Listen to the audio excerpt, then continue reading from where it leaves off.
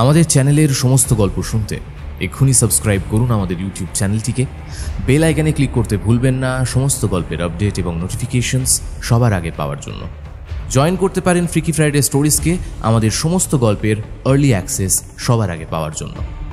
নমস্কার, আমি সায়ন্তন, আপনারা শুনছেন ফ্রিকি ফ্রাইডে স্টোরিজ। আজ ফ্রিকি ফ্রাইডে স্টোরিজে আপনি শুনবেন প্রখ্যাত সাহিত্যিক ত্রিদীপ কুমার চট্টোপাধ্যায়ের যোগুমামার অ্যাডভেঞ্চার কাহিনী দ্বীপের নাম কালাডেরা। ত্রিদীপ কুমার চট্টোপাধ্যায় বাংলা সাহিত্যের এক প্রসিদ্ধ নাম। তার জন্ম 1958 সালের 30শে অক্টোবর কলকাতায়। সাহিত্যিক হিসেবে আত্মপ্রকাশ দীনেশচন্দ্র চট্টোপাধ্যায় সম্পাদিত কিশোর ভারতী পত্রিকার হাত ধরে। লেখক মূলত রহস্য, কল্পবিজ্ঞান এবং ইতিহাস নির্ভর সাহিত্যের জন্যই পরিচিত। কিশোর ভারতী ছাড়াও নবকল্লোল, শুকতারা, প্রতিদিন, আজকাল প্রভৃতি পত্রপত্রিকায় প্রচুর লিখেছেন। তার সৃষ্ট বিজ্ঞানী গোয়েন্দা চরিত্র যোগুমামা ইতিমধ্যেই পাঠককুলের কাছে এক বহুল জনপ্রিয় একটি নাম। আজ শুনবেন ত্রিদীপ কুমার চট্টোপাধ্যায়ের যোগুমামা অ্যাডভেঞ্চার কাহিনী দ্বীপের নাম কালাডেরা। গল্প পাঠ, গল্পের সূত্রধার এবং টুকলুর ভূমিকায় আমি সায়ন্তন। যোগুমামার ভূমিকায় রয়েছেন শ্রদ্ধেয় শ্রী নরেন ভট্টাচার্য। শুনতে থাকুন আমাদের আজকের বিশেষ নিবেদন দ্বীপের নাম কালাডেরা।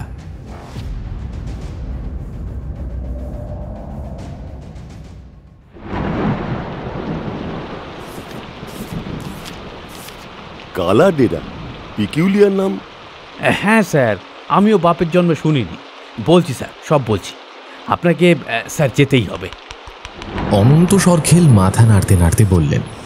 তার দুটো হাত অবশ্য অন্য কাজে ব্যস্ত। ডান হাতে পাঁঠার টেংরি, বাঁ হাতে দাঁত খোঁচানোর কাঠি। কাঠিটা টেংরির মধ্যে ঢুকিয়ে প্রাণপণ লড়ে যাচ্ছেন ভেতরের শ্বাস বের করার জন্য। কালাডেরা জায়গাটা কোথায়? কালাডেরা একটা দ্বীপ স্যার, ওই আন্দামানের পোর্ট ব্লেয়ার থেকে কম বেশি ওই ঘন্টা আড়াই লাগে। তার মানে আমায় আন্দামান যেতে হবে এই ঘোর বর্ষাকালে? আপনার মাথা খারাপ হয়েছে? না স্যার, উপায় নেই স্যার, গভীর প্রবলেম স্যার। আপনি গিয়ে না মেটালে সর্বনাশ হয়ে যাবে স্যার। আমি স্যার টিকিট কাটতে বলে দিয়েছি। টিকিট কাটতে বলেছেন আমার সঙ্গে কথা না বলেই? আরে মশাই, নেক্সট উইকে আমার একগাদা অ্যাসাইনমেন্ট, ইম্পসিবল। স্যার প্লিজ সবটা শুনুন আগে, মিটিংগুলো একটু পিছিয়ে দিন না, নইলে দেবেশ আর আমি একেবারে ডুবে যাব। Please sir. দেবেশ? সে কে? আমার নিজের ভাগ্নে স্যার, বড়দির ছেলে। এক মিনিট। অনন্তবাবু খুঁচিয়ে খুঁচিয়ে প্রায় সবটুকু শ্বাস বের করে এনেছেন। শুরুত করে টেনে নিলেন, তারপর মিনমিন করে বললেন, জটিল ব্যাপার স্যার, তখন বুঝিনি এইরকম ঝঞ্ঝাটে পড়তে হবে। মানে স্যার, আমি নিজেই জড়িয়ে পড়েছি। আপনি ইনভলভড? হ্যাঁ স্যার, আপনাকে কোনোদিনও হাইট সিক করেছি স্যার? হ্যাঁ, অ্যান্ড চিপে পাচ্ছিলাম স্যার, কি নিয়ে নিল গোল্ড মাইন স্যার। আরে বাস, আন্দামানে সোনার খনি, জানতাম না তো। অনন্ত সরখেল কটমট করে আমার দিকে তাকালেন। টুকলো, বয়স তো কম হয়নি, আনলিটারেসির মতো কথা বলো না। স্যার যা বোঝার বুঝেছেন। যোগুমামা ডাইনিং টেবিল থেকে উঠে পড়েছেন, সোফায় বসে সিগারেট ধরিয়েছেন। অনেক দিন পরে আমাদের বাড়ি আবার জমজমাট। যোগুমামা যথারীতি কয়েক মাস কলকাতার বাইরে ছিলেন, গত বুধবার এসেছেন শহরে। অনন্তবাবু মাঝে বেশ কয়েকবার ফোন করেছেন, স্যার কবে আসবেন, খুব দরকার। অতএব এই রবিবারে উনি চলে এসেছেন। আর এসেছে সোমলতা, ওর মা সুনন্দা আন্টি এখনও সাগরদ্বীপে রিসার্চ চালিয়ে যাচ্ছেন। সোমলতা যথারীতি হস্টেলে, মাঝে মাঝে মায়ের কাছে যায়। আর ভালো মন্দ রান্না হলে আমার মায়ের ফোনে চলে আসে এখানে। মা বাবা পিকলুর সঙ্গে ওর খুব ভাব। বেচারি পিকলুটাই আজ শুধু অ্যাবসেন্ট। ব্যাঙ্গালোরে ট্রান্সফার হয়েছে মাসখানেক হলো। এসে অবধি অনন্তবাবু উসখুস করছিলেন, সুযোগের অপেক্ষায় ছিলেন। শেষ পাতে মাংস দিতে দিতে মা যেই বললেন, অনন্তবাবু, যোগুর সাথে আপনার কি দরকার আছে বলছিলেন? অমনি ঝপ করে কালাডেরার কথা পেড়ে ফেলেছেন। স্যার এবার বলি। অনন্তবাবু সামনের সোফায়, যোগুমামার চোখ আধ বোঝা, ঘাড় নাড়লেন। স্যার আমি না ওই কালাডেরা দ্বীপটা একরকম বলতে পারেন কিনে ফেলেছি।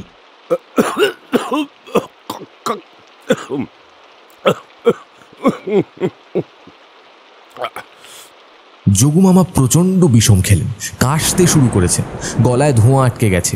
আমরাও হতভম্ব। বলছে কি, আজ তো একটা দ্বীপ কিনে ফেলেছে। সোমলতা ছুটে গিয়ে জল নিয়ে এলো। ঢক ঢক করে জল খেয়ে মামা একটু ধাতস্থ হলেন। যোগুমামাকে এত অবাক হতে কখনো দেখিনি। কয়েক মিনিট চোখ বড় বড় করে চেয়ে রইলেন অনন্ত সরখেলের দিকে। তারপর বললেন, দ্বীপ কিনেছেন? হ্যাঁ স্যার, জলের দরে। তবে একা নয় স্যার, মোট 3 জন মালিক। কত বড়? ছোট নয় স্যার। দেবেশ বলল সব মিলিয়ে প্রায় 300 একর। হ্যাঁ, 300? হ্যাঁ মামনি, পুরোটা নারকল সুপারির বাগান। আপনি দেখেছেন অনন্তবাবু? চিট ফান্ডের প্রপার্টি নয় তো? না স্যার, জেনুইন কেস। আমি স্যার পুরো প্ল্যানটা দেখে তারপর সইসাবুত করেছি। আপনার জন্য একটা কপি জেরক্সও করে নিয়ে এসেছি। ও, এক্স্যাক্ট লোকেশন কি? ওই তো সাউথ আন্দামান, পোর্ট ব্লেয়ার থেকে ওয়ান্ডুর বলে একটা জায়গা আছে, সেখানে পৌঁছতে হয়। সেখান থেকে সমুদ্রে ওই আধা ঘন্টার মতো লাগে। ওয়ান্ডুরের নাম শুনেছেন স্যার? হ্যাঁ, ফেমাস বিচ, গিয়েওছি। বছর 10 আগে যখন সুনামি হয়েছিল তখন ভারত সরকার একটা ডেলিগেশন পাঠিয়েছিলেন তাদের সঙ্গে। হরিবল কন্ডিশন ছিল। হ্যাঁ স্যার, সুনামি আমাদের দ্বীপটারও বেশ খানিকটা নাকি খেয়ে ফেলেছে। আপনি কবে গেলেন আন্দামান? আমাদের তো বিন্দু বিসর্গও জানাননি। অনন্তবাবু খ্যাচম্যাচ করে দাড়ি গোঁপ চুল করলেন। তারপর বেকুবের মতো হাসলেন। না স্যার, আমি নিজে এখনো যাইনি। দেবেশ মাঝে কলকাতা এসেছিল, সই করিয়ে নিয়ে চলে গেছে। আর বাকি সব কুরিয়ার পোস্টে চলাচলি হয়েছে। মানে আন্দামানে তো কলকাতা হাইকোর্টের বেঞ্চ, তাই যাওয়ার প্রয়োজন হয়নি। ঠিক করেছিলাম স্যার, আপনি এলে সবাই মিলে মানে একটা সারপ্রাইজ। বলছেনটা কি? আপনার মাথাটা কি সত্যি সত্যি গেছে অনন্তবাবু? এত বড় একটা প্রপার্টি কিনলেন, নিজে একবার সচক্ষে দেখলেন না? অনন্তবাবু যে স্বাভাবিক মানুষ নন এ কথা নতুন নয় মামা। আমি সত্যি কথাটা বলতে গেলে তুমি থামিয়ে দাও। এই টুকলো, মেলা ফ্যাচ ফ্যাচ করো না তো। হ্যাঁ, মহাবুদ্ধিমান হনুমান। স্যার, ব্যাপারটা কিন্তু ওরকম নয় মোটেই। ফ্যামিলির মধ্যে মামা ভাগ্নে কেস। আমার সবটা গুছিয়ে বলতে দিন স্যার। বেশ, বলুন। স্যার, আমার একটাই নিজের দিদি, আমার চেয়ে 12 বছরের বড়। আমার যখন বছর আসতে দিদির বিয়ে হয়ে চলে গেল আন্দামানে। জামাইবাবু সেটলার। মানে ওপার বাংলার? হ্যাঁ স্যার, জামাইবাবুরা এদেশে আসে 65 সালে, ইন্ডিয়া পাকিস্তান যুদ্ধের পরে। ওদেশের গ্র্যাজুয়েট। আন্দামানে তখন স্কুল মাস্টারের খুব ডিম্যান্ড। চটপট চাকরি পেয়ে চলে গেল, ওখানে মাস্টারি করছিল। সাইডে কাঠ বাঁশ আর নারকল সুপারির ব্যবসাও করতো। সাহা তো রক্তে ব্যবসা। চড়চড় করে দাঁড়িয়ে গেল। ভালোই কামাচ্ছিল, আর ওড় করে ধার জমি জায়গা সমিল কিনেছিল। তখন স্যার আন্দামানে জলের দরে জমি পাওয়া যেত, বুঝলেন। জামাইবাবুরা 3 বন্ধু মিলে সরকারের কাছ থেকে কালাটেরা দ্বীপটা কিনে নেয়। কত দামে জানেন স্যার? মাত্র 65,000-এ। কিন্তু আমরা তো দূরস্থ, দিদি বা দেবেশ কেউই সেটা জানতো না। জামাইবাবু ওদের ঘুণাক করে কিছু জানায়নি। কেন? তা তো জানি না স্যার, জানার কোনো উপায়ও নেই। দেবেশ মানে আপনার ভাগ্নে? হ্যাঁ স্যার, কলকাতায় ইঞ্জিনিয়ারিং পড়তো, পাশ করে আন্দামানে ফিরে গেল। ওখানে সিভিল ইঞ্জিনিয়ারের খুব ডিমান্ড। সরকারি বড় পোস্টে ঢুকে গেল। বাবার সম্পত্তি ব্যবসা নিয়ে মাথা ঘামায়নি। কিন্তু হঠাৎ এমন সিচুয়েশন হলো স্যার, সব একেবারে ঘেঁটে গেল। বছর 2 আগে দিদি একটা অপারেশন করতে গিয়ে ধুম করে মারা গেল। আর 6 মাসের মাথায় জামাইবাবু লাং ক্যান্সার ধরা পড়ল। অ্যাডভান্টেজ। হ্যাঁ, জামাইবাবু গেল দিদি যাবার 1 বছরের মাথায়। তবে গুছানো মানুষ ছিল। কোথায় কি সম্পত্তি, কোন ব্যাংকে কত টাকা গড়ি, দেবেশকে সব আগেভাগেই বুঝিয়ে দিয়েছিল। বড় ব্যবসা। দেবেশকে তাই চাকরি ছেড়ে দিতে হলো। বাবার বিষয় সম্পত্তি, ব্যবসা দেখাশোনার কাজে লেগে পড়তে হলো। তখন থেকেই? না স্যার, বলুন না, বেঁচে থাকতে জামাইবাবু ঘুণাক করে কিছু জানায়নি। কোর্ট থেকে সাকসেস সার্টিফিকেট নেওয়ার জন্য। ওটাকে সাকসেশন সার্টিফিকেট বলে, মানে উত্তরাধিকার আইনসঙ্গত করা। ওই হ্যাঁ হ্যাঁ স্যার, ওই মামলাটা বের করার জন্য দেবেশ জামাইবাবুর পুরনো ফাইলপত্র ঘাঁটছিল। হঠাৎ দেখলো দ্বীপটার ম্যাপ আর দলিল। 3 জনের নাম। বাবার 2 বন্ধুকে দেবেশ ভালোই চিনত। একজন বছর 5 আগে মারা গেছে, মেয়ের বিয়ে হয়ে গেছে, বিদেশে থাকে। অন্যজন ব্রেন প্যারালাইজড। ছেলেকে ওই যে স্যার কি অ্যাটর্নি জানো? Power of attorney. হ্যাঁ ইয়েস স্যার, ইয়েস স্যার। ছাতুর সব ভজকট নাম। হ্যাঁ, ওই অ্যাটর্নি নিয়ে ছেলে বাপের সম্পত্তি দেখাশোনা করে। দেবেশেরই বয়সী, ভালোই কাম, আবার ওকালতিও করে। দেবেশ দলিলপত্র নিয়ে তার কাছে গেল, ব্যাস অমনি ছোকরা হই হই করে তেড়ে এলো। দেবেশকে ভাগ দিতে সে রাজি নয়, তাই তো? Yes sir. আপনি স্যার হাঁ করলে হাওড়া বুঝে ফেলেন। দ্যাট মিনস আন্দামানে গিয়ে আমাদের ওই শেয়ারের প্রবলেম সলভ করতে হবে। কিন্তু এর মধ্যে আপনি এখনো সবটা বলা হয়নি স্যার। যোগু মামা চুপ করে গেলেন। ওই প্রবলেম ভাগ্নে সলভ করে ফেলেছিল। ও স্যার আমার মতোই ইন্টেলিজেন্ট কিনা। ছোকরার সঙ্গে একটু ঝগড়াঝাটি করলো না। যে শরিকের মেয়ে বিদেশে থাকে তার সঙ্গে যোগাযোগ করে ফেললো। মেয়েও এই দ্বীপের প্রপার্টির ব্যাপারে কিছুই জানতো না। সে আন্দামানের আর সব সম্পত্তি বেচে দিয়ে মাকে নিয়ে আমেরিকা চলে গেছে। ভাগ্নে তাকে তার শেয়ারের জন্য 3 লাখ টাকা অফার করলো। মেয়ে এক কথায় রাজি। পড়ে পাওয়া 14 আনা কিনা, ওই টাকাটা আমিই দিয়েছি স্যার। দেবেশের কথায় মেয়েটা কলকাতায় এসেছিল, আমিও সামনাসামনি ছিলাম। পাকা শৈশবুদ হয়েছে। তারপর সব কাগজপত্র বানিয়ে অ্যাটর্নি ফ্যাটর্নি নিয়ে ভাগনা ছোকরার সঙ্গে লড়তে নামলো। কোর্টে বড় বড় কেস ঠুকলো। নিজে সরকারি উঁচু পোস্টে ছিল, ভালোই কানেকশান।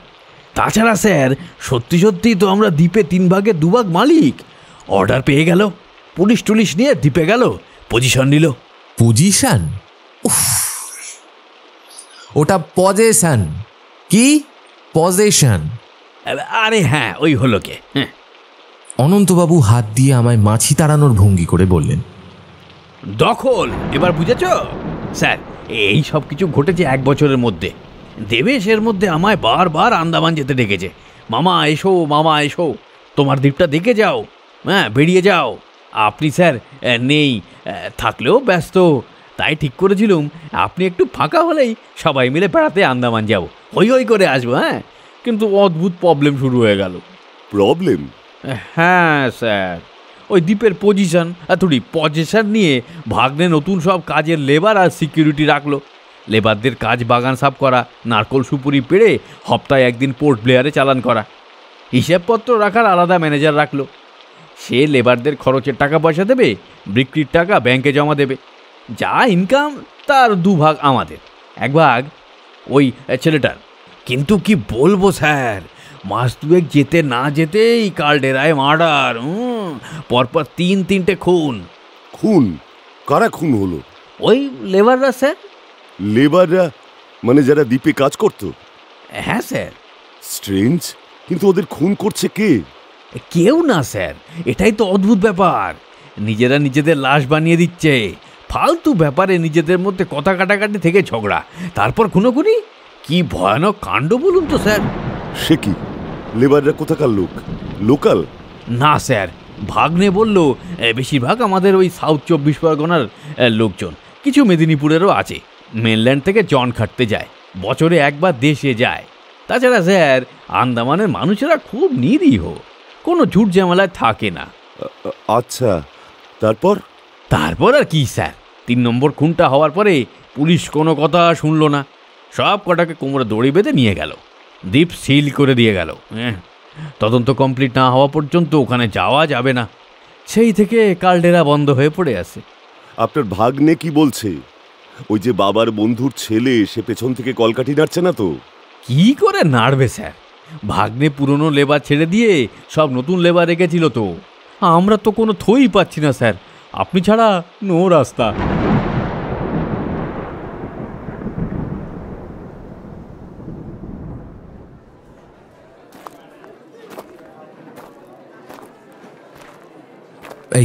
এই তো ছি ছি ছি ছি, দেখেছো কাণ্ড?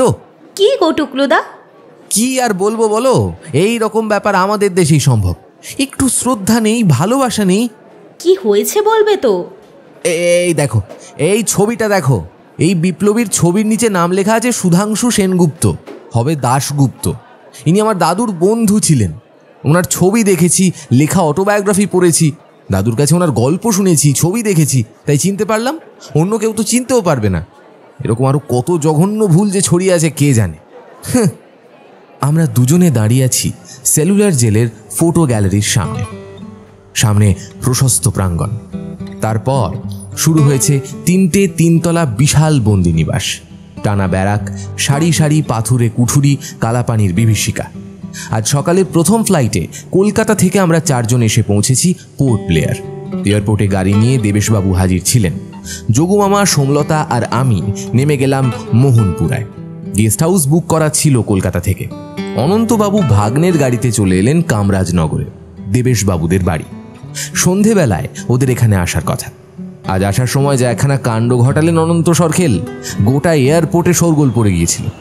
ফ্লাইট থেকে নেমে বীর সাভারকার ইন্টারন্যাশনাল এয়ারপোর্ট বিল্ডিংয়ে ঢুকছি, মামা সোমলতা এগিয়ে গেছে। অনন্তবাবু হাঁটতে হাঁটতে বললেন, টুকলু, এটা তো দেখছি আন্তর্জাতিক বিমানবন্দর। ওই নামেই। বাইরের ফ্লাইট এখানে কালেভদ্রে আসে। শুনেছি থাইল্যান্ডের ফুকেট দ্বীপ থেকে সাহেব ট্যুরিস্টরা মাঝে মাঝে।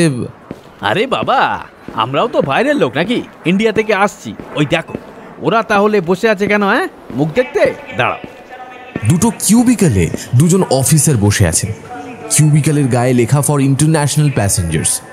অনন্তবাবু হন হন করে আমায় ছেড়ে এগিয়ে গেলেন, গিয়ে দাঁড়ালেন একটা কিউবিক্যালের সামনে। নমস্তে। নমস্তে। এটা আমি ছাপ মারিয়ে।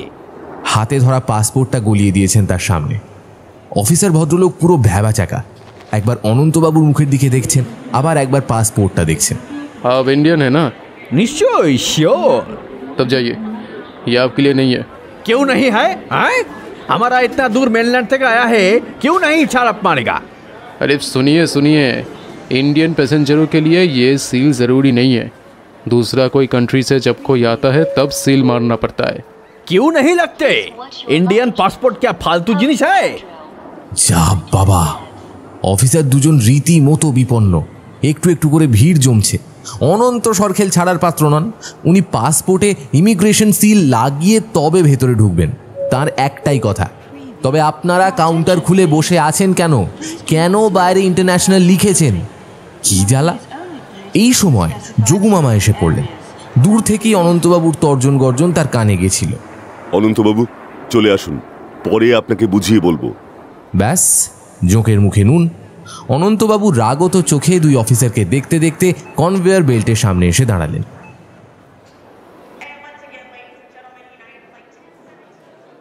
ও টুকলুদা, কি হয়েছে তোমার? নিজের মনে এমন হাসছো কেন? আর কি, সকালে অনন্তবাবুর কীর্তি মনে পড়ে গেল। চলো সেলগুলোয় যাই, ম্যাপটা দেখে নাও, তাহলে সুবিধা হবে। গেস্ট হাউসে লাগেজ নামিয়ে রেখে 3 জনে বেরিয়ে পড়েছি। যোগুমামা গেলেন আবেরদিন বাজারের পুলিশের ডিজি সাহেবের সঙ্গে দেখা করতে। সেখান থেকে যাবেন সেক্রেটারিয়েট বিল্ডিংয়ে, চিফ সেক্রেটারি স্বরূপ প্রকাশের সঙ্গে কথা বলবেন। আমরা বেরিয়ে পড়েছি ভারতের স্বাধীনতা সংগ্রামের মুক্তিতীর্থ সেলুলার জেল দেখতে। অপূর্ব ছবির মতো সাজানো শহর পোর্ট ব্লেয়ার। সবুজ পাহাড় কেটে বানানো অ্যাসফল্টের মসৃণ কালো রাস্তা, তারপরেই আদিগন্ত নীল আন্দামান সাগর। নির্মম ইতিহাসের কোনো চিহ্নই আজ খুঁজে পাওয়া যাবে না। মেঘলা আকাশ, 2-1 ফোঁটা বৃষ্টি পড়ছে। আমরা একটা অটো ধরে সোজা সেলুলার জেলের ফটকের সামনে। এইটুকু সেল, 1 ফোঁটা বাতাস নেই, অত উঁচুতে একটা মাত্র ঘুলঘুলি। কিভাবে থাকতো এখানে প্রিজনাররা? থাকতো তো শুধু রাতটুকু। সকাল থেকেই লপসি খেয়ে শুরু হয়ে যেত অমানসিক খাটুনি। নারকেল থেকে তেল বের করতে হতো, দড়ি বানাতে হতো, পাথর ভেঙে ইটের ম্যাপ করতে হতো। জানো, এই সেলুলার জেলও বন্দীদের দিয়ে বানানো হয়েছে। আর প্রোডাকশন কম হলেই ওই যে দেখছো লম্বা লোহার থামগুলো, ওখানে বেঁধে সব শঙ্কর মাছের কাঁটা দেওয়ার চাবুক। সোমলতা হাঁ করে শুনছে। সেকালে লোকে কি বলতো জানো? বলতো যারা কালাপানি যায় তারা আর ফেরে না। সত্যি সত্যি কজন আর ফিরত? ওই হাড় ভাঙা খাটুনি, চাবুক, আধপেটা খাওয়া, এখানকার ক্লাইমেট সহ্য করতে পারতো না। আর বেচাল করলে বা পালাবার চেষ্টা করলে একটাই সাজা, ফাঁসি। লাশ ভেসে যেত সাগরে, কোথাও চিহ্নও থাকতো না। তবে সোমলতা প্রশ্ন চোখে তাকালো। তবে কিছু কিছু খুনে আসামিরা জেলে গুড কন্ডাক্টের জন্য ছাড়া পেত। ছাড়া পেত মানে দেশে ফেরার জন্য নয়, ওখানেই আলাদা পেনেল কলোনি করে দেওয়া হয়েছিল। মেয়ে পুরুষ ক্রিমিনালদের মধ্যে বিয়েও দেওয়া হয়, জমি দেওয়া হতো, আবার নিয়ম করে হাজিরা দিত জেলের কাছে। টুকলুদা, গ্যালারিতে দেখলাম এই সেলুলার জেলের আগেও এখানে আরেকটা জেল ছিল, রস আইল্যান্ডে। সিপাহী বিদ্রোহের সময় যখন কোম্পানি থেকে নেটিভ ইন্ডিয়ার শাসন ব্রিটিশ সরকার নিজের হাতে নিল, সেই সময় তারা প্ল্যান করলো দ্বীপান্তর শাস্তির, ভয়ঙ্কর খুনে দাগী আসামি আর বিদ্রোহী সিপাহীদের জন্য। মেনল্যান্ড থেকে বহু দূরে জঙ্গলে ভর্তি দ্বীপপুঞ্জ, সে সময় জাহাজে আসতে লাগতো প্রায় 15 দিন। এমন এক জায়গা যেখানে একবার পাচার করতে পারলে নিশ্চিন্ত, চারদিকে সমুদ্র, পালানোর পথ নেই। বোধহয় 1863-64 নাগাদ বন্দি বোঝাই প্রথম জাহাজ নোঙর করলো রস আইল্যান্ডে। অনেক নাম না জানা সেপাইও ছিল, নানা প্রদেশের নানা জাতের বন্দি। 1868 নাগাদ পাকাপোক্ত জেলও তৈরি হয়ে গেল। বন্দীদের দিয়েই পোর্ট ব্লেয়ারে সেলুলার জেল বানানো শুরু হয়েছিল 1896-তে। 1906 ওটা শেষ হয়। রস আইল্যান্ডটা কোথায় টুকলুদা? কাছেই আরেকটা দ্বীপ, ওটাই প্রথমে ব্রিটিশ আন্দামানের হেডকোয়ার্টার ছিল। চলো এবার বাকি সেলগুলো একটু ঘুরে দেখি, পারলে আজই রস আইল্যান্ড ঘুরে আসবো। সেটা আর হলো না, মোবাইল বাজতে শুরু করেছে। যোগু মামা। হ্যাঁ বলো। তোরা কোথায়? সেলুলার জেলে। শেষ হয়েছে? না। পরে দেখিস ফিরে আয়, আমিও গেস্ট হাউসে ফিরছি। ভানু আসছে। ভানুটাকে? আরে সেই যে দেবেশের প্রতিপক্ষ, ভানুব্রত বিশ্বাস। তোমায় ফোন করেছিল? নাম্বার পেলো কোত্থেকে? জানি না।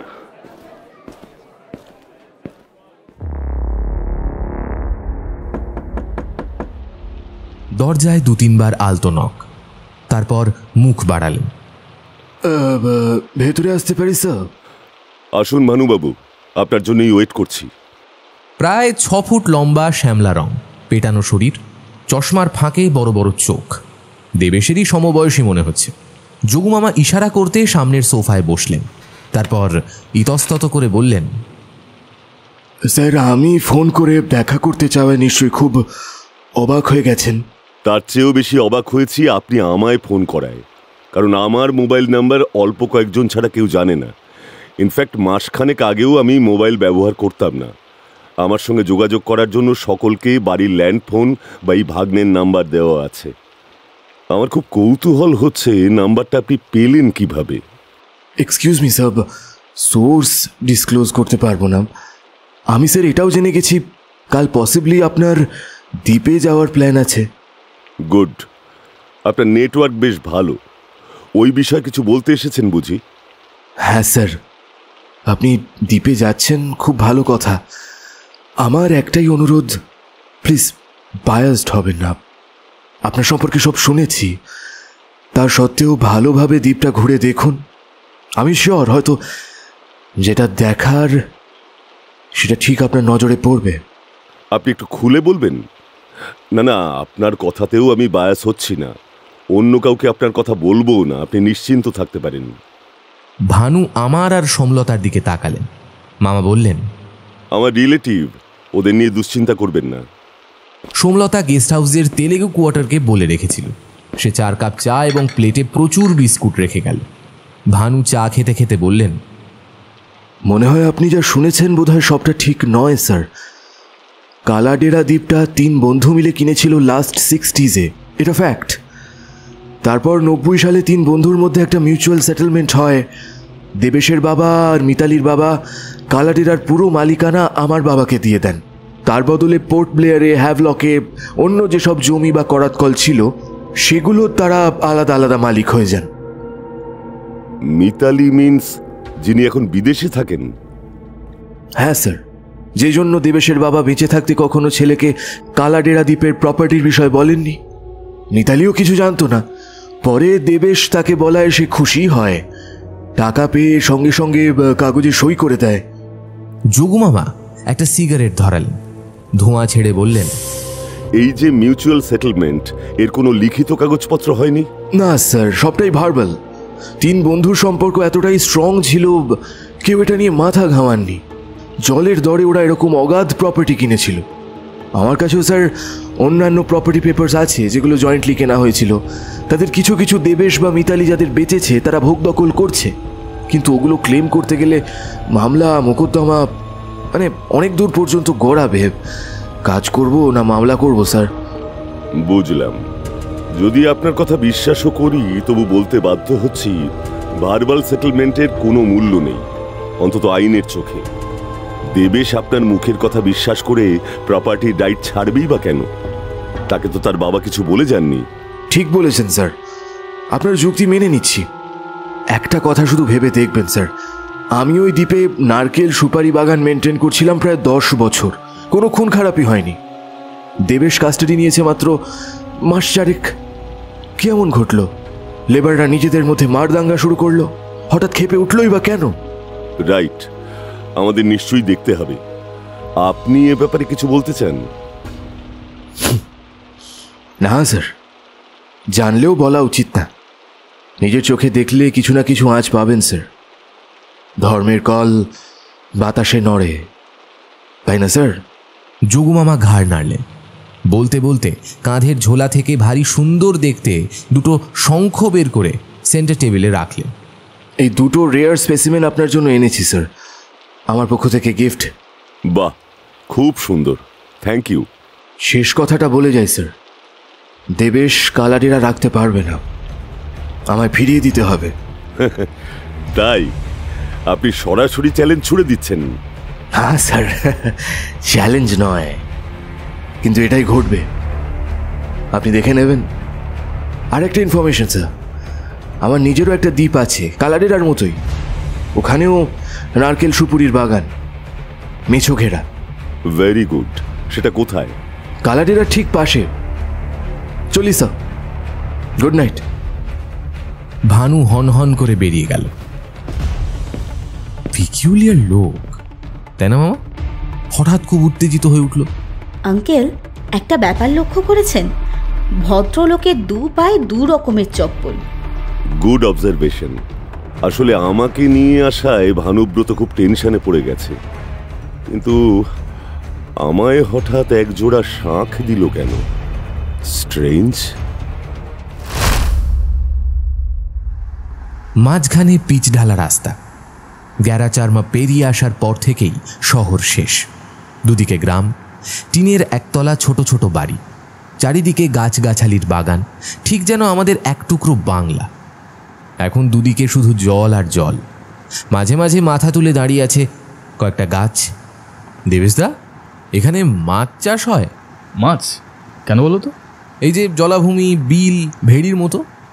দেবেশ গাড়ি চালাতে চালাতে একটু হাসলেন। সুনামি। সুনামি মানে?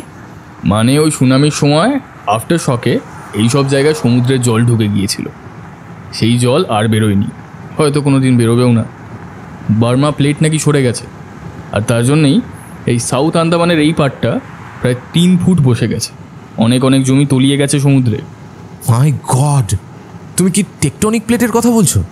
হ্যাঁ, এদিকের কত মানুষ যে সর্বশান্ত হয়ে গেছে সুনামির ধাক্কায়।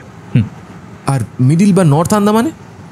মিডিল পার্টে তেমন কিছু হেরফের হয়নি, তবে ওই নর্থে আবার পুরো উল্টো।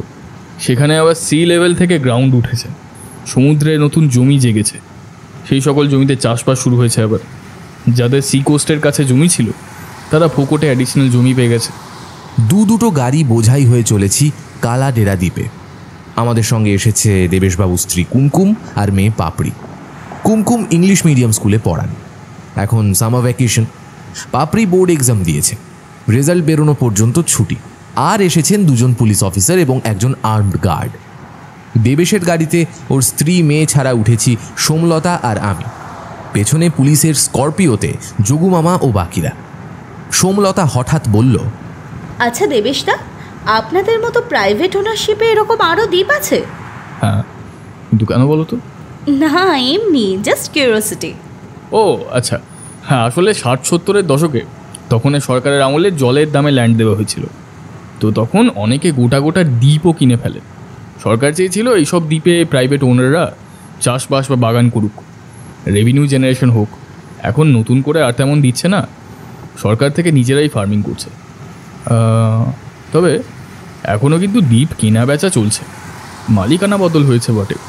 এই যেমন ধরো আমার মামা আমাদের দ্বীপে শেয়ার পেয়ে গেলেন। এই সব দ্বীপেরই কি নাম আছে? না, সব দ্বীপের নেই।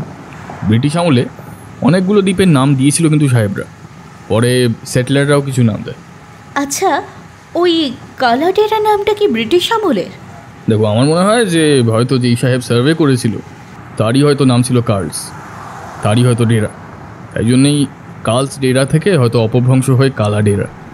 আচ্ছা দাঁড়াও, একটু চা খেয়ে নেবো যাক।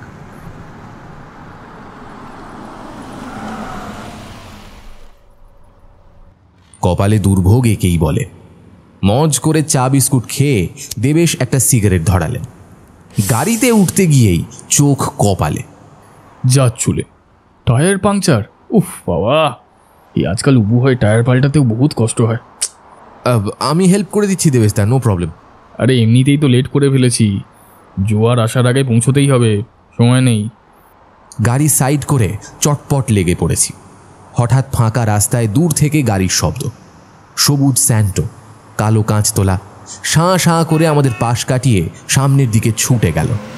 সোমলতা আমার পিঠে টোকা দিল। কি? ভানুবাবু। শিওর? শিওর, পেছনের ডান দিকে বসেছিল, ভুল হয়নি। মামাকে আলাদা করে বলে রাখো। সোমলতার অনুমান যে অভ্রান্ত সেটা একটু পরেই প্রমাণিত হয়ে গেল। ওয়ানডুরের যেখানে গাড়ি দুটো পার্ক করে আমরা নামলাম তার একটু দূরেই সাগর। টুকিটাকি জিনিসপত্র, রান্নার সরঞ্জাম নিয়ে হাঁটছি পাড়ের দিকে। হঠাৎ নজরে এলো বাঁ দিকে ঢালু রাস্তার শেষে নারকেল বনের গায়ে সেই সবুজ গাড়িটা দাঁড়িয়ে আছে, লকড। দেবেশও এবার দেখলেন, জোরে জোরে হাঁটছেন। দুটো নৌকো নোঙর করা আছে, মোটর লাগানো, লম্বা লোহার হাল, চারজন মাঝি। অনেক দূরে দেখা যাচ্ছে সবুজ বনে ঢাকা পর পর সব দ্বীপ। সাগরের জল উথলে উঠছে, ছোট ছোট ঢেউ, আকাশেও হালকা মেঘ। ঝপাঝপ নৌকোয় উঠে বসছি। নৌকো দুলছে, বুকের মধ্যে দুরু দুরু। অতটা দূরের দ্বীপ এই পলকা নৌকোয় পৌঁছানো যাবে তো? নৌকো চলতে শুরু করেছে। বাঁদিকে সীমাহীন সাগর, মেঘের ছায়া পড়ে এখন সাদা। বেশ বোঝা যাচ্ছে ওই দিক থেকে জোয়ারের জল হুড় হুড় করে ঢুকছে। পরপর ঢেউ আসছে, জল বাড়ছে, নৌকো বিশ্রীভাবে নাচছে। ডান দিকে সমুদ্রের মাঝে একগুচ্ছ সবুজ দ্বীপ, অনেকটা দূর। আমরা সোজাসুজি যাচ্ছি প্রথম দ্বীপটার দিকে, তার গায়ে লাগানো আরও দুটো দ্বীপ। সোমলতার মুখ ফ্যাকাশে হয়ে গেছে, বলল, ও বৌদি, আমি না সাঁতার জানি না। কুমকুম বৌদি বেশ মজার মহিলা, হেসে বললেন, সে তো ভাই আমিও জানি না, পাপড়িও জানে না, সব দেবেশের ওপর ছেড়ে দিয়েছি। তোমার বউমে বাঁচাবার দায়িত্ব তোমার। টুকলু, তুমিও জানো না? আমি জানি, সুইমিং পুলে শিখেছি, তবে এই সমুদ্রে হতেই হবে। নৌকো ডুবলে নো টেনশন, দেবেশ বউমেকে আর তুমি সোমলতাকে রেস্কিউ করবে, ব্যাস নিশ্চিন্ত। এই বাজে বকো না তো, সবসময় আর কি। দেবেশ খ্যাক খ্যাক করে উঠলেন। টেনশনে তার মুখ কালো পাথরের মতো। কোনো জানাজানিতে কিছু যাবে আসবে না, ঢেউ তুলে নিয়ে আছাড় দেবে আবার সাঁতার। এই তাড়াতাড়ি চলো, জোয়ার পুরো আসার আগেই দ্বীপে পৌঁছতে হবে। ভটভটির শব্দ বেড়ে গেল। মাঝি দাঁড়িয়ে পড়েছে, প্রাণপণে চেপে ধরেছে লোহার হাল। তবুও ঢেউয়ের আঘাতে নৌকোর মুখ বেঁকে যাচ্ছে। দ্বীপের কাছাকাছি আসতে প্রায় আধ ঘন্টা লেগে গেল। সুনামিতে দ্বীপের এদিকের অনেকটা মাছই জলের তলায় চলে গেছে। তার চিহ্ন গাছের কঙ্কালগুলো আজও জলের মধ্যে দাঁড়িয়ে আছে। জলের মধ্যে ছড়িয়ে ছিটিয়ে ডুবে যাওয়া পাথরের টুকরো। পাশ কাটিয়ে পরপর দুটো নৌকোকেই সাদা বালির কাছে ঠেলে ওঠানো হলো। হাল মাঝি নেমে পড়ল দড়ি দিয়ে নোঙর বাঁধতে। ঠিক তখনই এদিকের মাঝি বৈঠাখানা সজোরে ছুঁড়ে মারল বাঁদিকের ঝোপ লক্ষ্য করে। ভুস করে কোনো জলচর জলে ডুব দিল।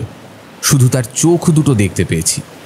লম্বা নিঃশ্বাস ছাড়লেন দেবেশ, রুমাল বের করে ঘাম মুছলেন। দেবেশ কাদাবালিতে অভ্যস্ত পায়ে এগিয়ে গেলেন। দেবেশ, দাঁড়াও। পেছন থেকে যোগুমামার ডাক। অনন্ত সরখেল যথারীতি নৌকো থেকে লাফ মেরে নামতে গিয়ে সরাত করে পিছলে গেছেন। তাকে ধরে ধরে তুলছেন দুই পুলিশ। ধুতি জামায় কাদাবালি মেখে একাকার। ওহ ডেঞ্জারাস! কালডেরা না মরন্ডেরা, এ ব্যাগ নে রে, তুই আমায় এ কি দ্বীপ কেনালি? অনন্তবাবু কাতরাচ্ছেন। হাঁটতে হাঁটতে ফাঁকা জায়গা, বড় একতলা একটা কাঠের চালাঘর, পাশে একটা কুয়ো, বেশ কিছু পুরনো প্লাস্টিকের চেয়ার, সামনে সামনে হাঁটছিল 6 জন কাজের লোক, লম্বা চওড়া কৃষ্ণকায়। ওরা কুয়োর জল ভরে রেখেছে কয়েকটা বালতিতে, খান কতক জগও আছে। যোগুমামা বললেন, এরা তোমার লেবার? হ্যাঁ কাকু, এরাই আমার লেবার। এখন তেমন কাজ নেই, ওপারে থাকছে। আজ খবর দিয়ে আনিয়েছি। মোট কতজন কাজ করতো? ওই 17 জন। 9 জন এখানে থাকতো, বাকিরা রোজ এসে ডিউটি করতো। জল পেরিয়ে আসতো? না না, জল পেরিয়ে আসতো না। পিছনের দিকে একটা সরু খাল, তারপরেই মেন আইল্যান্ড। ভাটার সময় খালে জল থাকে না, ওরা হেঁটেই যাতায়াত করতো। জল, জল, ও তেষ্টায় বুক ফেটে গেল। ল্যাংচাতে ল্যাংচাতে বিধ্বস্ত অনন্তবাবু এসে চেয়ারে বসেছেন। দেবেশ ব্যস্ত হয়ে পড়লেন। আরে হ্যাঁ হ্যাঁ হ্যাঁ, দিচ্ছি মামা, 1 মিনিট। তারপর কি ভেবে বললেন, আচ্ছা, কুয়োর জলে কিন্তু টেস্ট নেই, তার চেয়ে এই তোরা কেটে রেখেছিস? একজন মাথা নেড়ে একটা বড় জগ সামনে নামিয়ে রাখল। বেশ করেছিস। আচ্ছা, গ্লাসে গ্লাসে সবাইকে দে। ডাবের জল, সুস্বাদু মিষ্টি, প্রাণ জুড়িয়ে গেল। ও বাঁচলুম। বাপরে, সাগর পেরিয়ে এই দ্বীপে আসিস তুই? ও কি ব্যথা! হ্যাঁ মামা, অত ভয়ের কিছু নেই। বলিস কি রে ভাগ্নে, ভয়ের নেই? একবার নৌকা উল্টে গেলেই তো কপাত, হাঙর কুমির হাঁ করে আছে। ধাপ। সোমলতার অঢেল এনার্জি। কুমকুম বৌদি পাপড়ির সঙ্গে দ্বীপের মধ্যে এদিক ওদিক ঘুরছে। এই যে তোমরা জল খেয়ে নাও। চলো দেবেশ, একটু ঘুরে দেখি। অনন্তবাবু চেয়ারে কাত হয়ে আছেন, বললেন, ও বাবা, আমি আর যাচ্ছি না স্যার। কোমরটা খুব টনটনাচ্ছে। বাবা। ঘন নারকেল সুপুরির বন, বাঁশের ঝাড়, অন্যান্য গাছও আছে। মাঝে মাঝে উঁচু আল, চলার গুঁড়ি পথ, দুপাশে নাবাল জমি। কাল রাতে জোর বৃষ্টি হয়েছিল, জায়গায় জায়গায় জল জমে ডোবা হয়ে আছে। শান্ত ছায়াচ্ছন্ন পরিবেশ, নানা রকম পাখি ডাকছে। প্রায় 45 মিনিট লাগলো দ্বীপের উপরান্তে যেতে। বেশ বড় দ্বীপ, এদিকেও একখানা বড় একচালা ঘর, ফাঁকা জমিতে নারকেল সুপুরি ডাঁই করা। এখানে তোমার লোকজন থাকতো? হ্যাঁ কাকু, থাকতো। 2 জন ওদিকে আর বাকিরা সব এখানে। খুনোখুনি কোথায় হয়েছে? দেবেশ একটু থতমত খেয়ে গেল, আস্তে আস্তে বলল, এখানে, এই ফাঁকা জায়গায়। যারা খুন করেছে তারা কোথায়? পুলিশ কাস্টাডিতে? দেবেশের মুখে কালো ছায়া পড়ল, খুব নিচু গলায় বলল, না কাকু, মানে 3rd টাইম যখন মার্ডার হলো তখন ওদের তাড়িয়ে দিয়েছি। ওরা দেশে পালিয়ে গিয়েছে। পুলিশ ধরলে ওদের লাইফ হেল হয়ে যেত। আফটার অল গরিব মানুষ। বাকিদের পুলিশ ধরেনি? না কাকু, মানে আমি ওই পুলিশের বড় কর্তাদের বুঝি, মানে ওরা তো কখনো কোনো ক্রাইম করেনি। যোগুমামা চকিতে আমার দিকে তাকালেন, বললেন, তাই ওরা এসেছে দেখছি। ওদের সর্দারকে, আমি তার সঙ্গে কথা বলবো। শিওর। এই পরমেশ সাহেব যা জিজ্ঞেস করছে ঠিক ঠিক বলবি। পরমেশ, কতদিন আছো এখানে? ওকে নিয়ে আমরা দেবেশের থেকে খানিকটা তফাতে সরে এসেছি। তা বাবু, মাস 4 হবে খন। তার আগে পাশের দ্বীপে জোন খাটতাম, একই কাজ। দেবেশবাবু বেশি টাকা মজুরি দিয়েছিলেন, দলবল নিয়ে সইলা এলাম। পাশের দ্বীপ মানে মেছো ঘেরা? হ্যাঁ বাবু, ওই দ্বীপ আপনারা চিনেন? ওই আর কি, ভানুবাবু দ্বীপের মালিক, তাই না? আজ্ঞা বাবু। ওখানে কতদিন করেছো? অনেক দিন, 3-4 বছর। এখানে কাজকর্ম ঠিক চলছিল? হ্যাঁ বাবু, ভালো প্রোডাকশন দিতাম। বাবু টাকা করি ভালো দিতেন। তাহলে খুনোখুনি হলো কেন পরমেশ? ভাগ বাঁটোয়ারার কোনো ব্যাপার ছিল নাকি? না বাবু, সে জানি না। আমি রেতে খেয়ে ঘুমিয়ে পড়তো, চিৎকার শুনে উঠে দেখি রক্তারক্তি কাণ্ড। 3টে খুনি রাতে হয়েছিল? হ্যাঁ বাবু, 2টা আমি টের পাই নাই। যে রাতে মাধব মইরে গেল, ও চিল্লানি শুনে উঠে পড়েছিলাম। বাপরে, এ কি কাণ্ড! মাধব পইরা আসে, গনসা কাটারে নিয়া পাগলের মতো নাচতেছে। সে তখন ভিন্ন মানুষ বাবু। আমরা তা দেখিয়া ভয়ে কাঁপতাছিলাম। গণেশ এখন কোথায় পরমেশ? তাকে পাওয়া যাবে? না বাবু, দেবেশবাবু ওই দিনই সব কটারে তাড়াইয়া দিয়েছে। শুনছি ওরা সব ইন্ডিয়া পলায় গেছে। তবে বাবু, ওরা কিন্তু মানুষ ভালোই ছিল। কি যে হইল আজও বুঝি না। তোমাদের কাজটা ঠিক কি ছিল বলো তো? ওই যে বাবু, বাগান সাফা, নারকেল সুপুরি পাড়া, নৌকায় চালান করা। ব্যাস, আর কিছু না? পরমেশ যেন একটু কেঁপে উঠল, ঢোক গিলে বলল, না বাবু, আমি কিছু জানি না। ঠিক আছে পরমেশ, থ্যাংক ইউ, তুমি যেতে পারো। পরমেশ দেবেশ বাবুদের দিকে চলে গেল। যোগুমামা বললেন, টুকলু, কুইক, আমার সঙ্গে আয়। বলতে বলতে বাঁদিকের জঙ্গলে ঢুকে গেলেন। খুব জোরে হাঁটছেন। একটু এগোতেই একটা ছোট টিলা, ঘন জঙ্গলে ঢাকা। যোগুমামা তড়বড় করে উঠতে শুরু করেছে। আগাছা বাঁশ ঝাড়ে ভর্তি, কোনো পথ নেই, তার মধ্যেই খচমচ করে উঠে যাচ্ছি। কিছুটা ওঠার পরে ফাঁকা চাতাল, জঙ্গলের কোণ ঘেঁষে একটা চারচালা টিনের শেড, তার মধ্যে কয়েকটা ড্রাম, মাটির বড় বড় জালা, গোটানো রবারের নল, পাইপের টুকরো ছড়িয়ে আছে। এদিকে কালচে একটা স্তূপ। যোগুমামা কিন্তু থামলেন না, পাশ দিয়ে আবার উঠতে শুরু করেছে। মামা, দেখেছি, পরে হবে, এখন সময় নেই। এবার আরো খাড়াই, হাঁপ ধরে যাচ্ছে, ভ্যাপসা গরম, দরদর করে ঘামছি। যোগুমামা তরতর করে উঠে যাচ্ছেন। অবশেষে টিলার একেবারে মাথায় কিছুটা সমতল জমি, বুক সমান ঘাস আগাছার জঙ্গল, তবে অত ঘন নয়। মামা হাঁটছেন কোনাকুনি, শেষ প্রান্তে পৌঁছে থামলেন, জোরে জোরে নিঃশ্বাস নিলেন, বললেন, দেখেছিস, এখান থেকে পুরো এলাকার বার্ডস আই ভিউ পাওয়া যাচ্ছে। বাইনোকুলারটা দে। অপূর্ব দৃশ্য। আমাদের দ্বীপের একটা অংশ, দিগন্ত বিশারী সবুজ আন্দামান সাগর, পাশের দ্বীপগুলো, ওপারের ওয়ান্ডুরের মূল ভূখণ্ড, সব ছবির মতো। মামার চোখে বাইনোকুলার, নিবিষ্টভাবে দেখছেন। টুকলু, পাশের দ্বীপটা ভানুর মেছো ঘেরা। এই নে, দেখ, কিছু দেখতে পাচ্ছিস? অবাক হয়ে গেলাম। ওই দ্বীপটাতেও কিছু মানুষ বিন্দুর মতো নড়াচড়া করছে।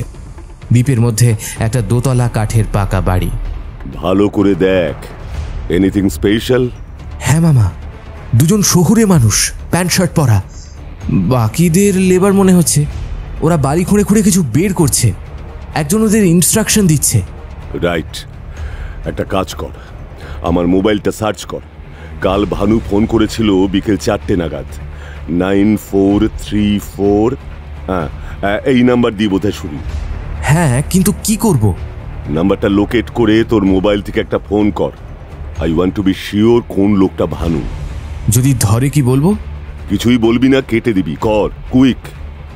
মোবাইল থেকে ফোন করে দিয়েছি, বাজছে। মামা বাইনোকুলার চোখ লাগিয়ে বলে উঠলেন, হ্যাঁ, মিলে গেছে, ও ফোন ধরেছে, কেটে দে। কিন্তু সঙ্গের লোকটা কি? এই সময় ফোনটা বেজে উঠল। দেবেশদা। আমিই ধরলাম। হ্যালো, হ্যাঁ দেবেশদা। হ্যাঁ হ্যাঁ, যাচ্ছি। না না, দ্বীপের অন্যদিকে এসে আমাদের একটু পথ গুলিয়ে গেছিল, এখন পেয়ে গেছি, আসছি।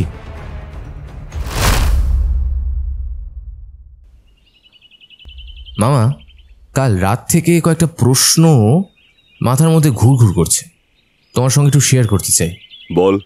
দেখো, প্রথমত যারা যারা কোলেবারদের খুন করেছিল তারা কিন্তু পুলিশ কাস্টডিতে নেই।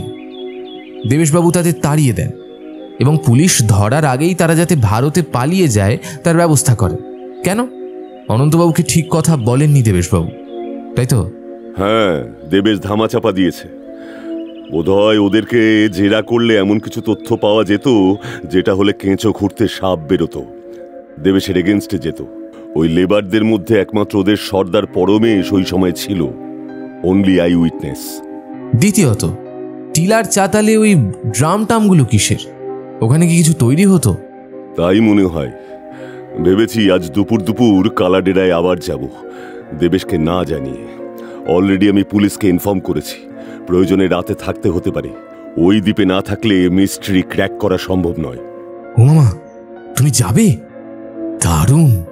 এই আমিও যাব। কিন্তু সে তো যাবি, কিন্তু সোমলতা কোথায় থাকবে সেটাও ভাবতে হবে। দেখা যাক। নেক্সট।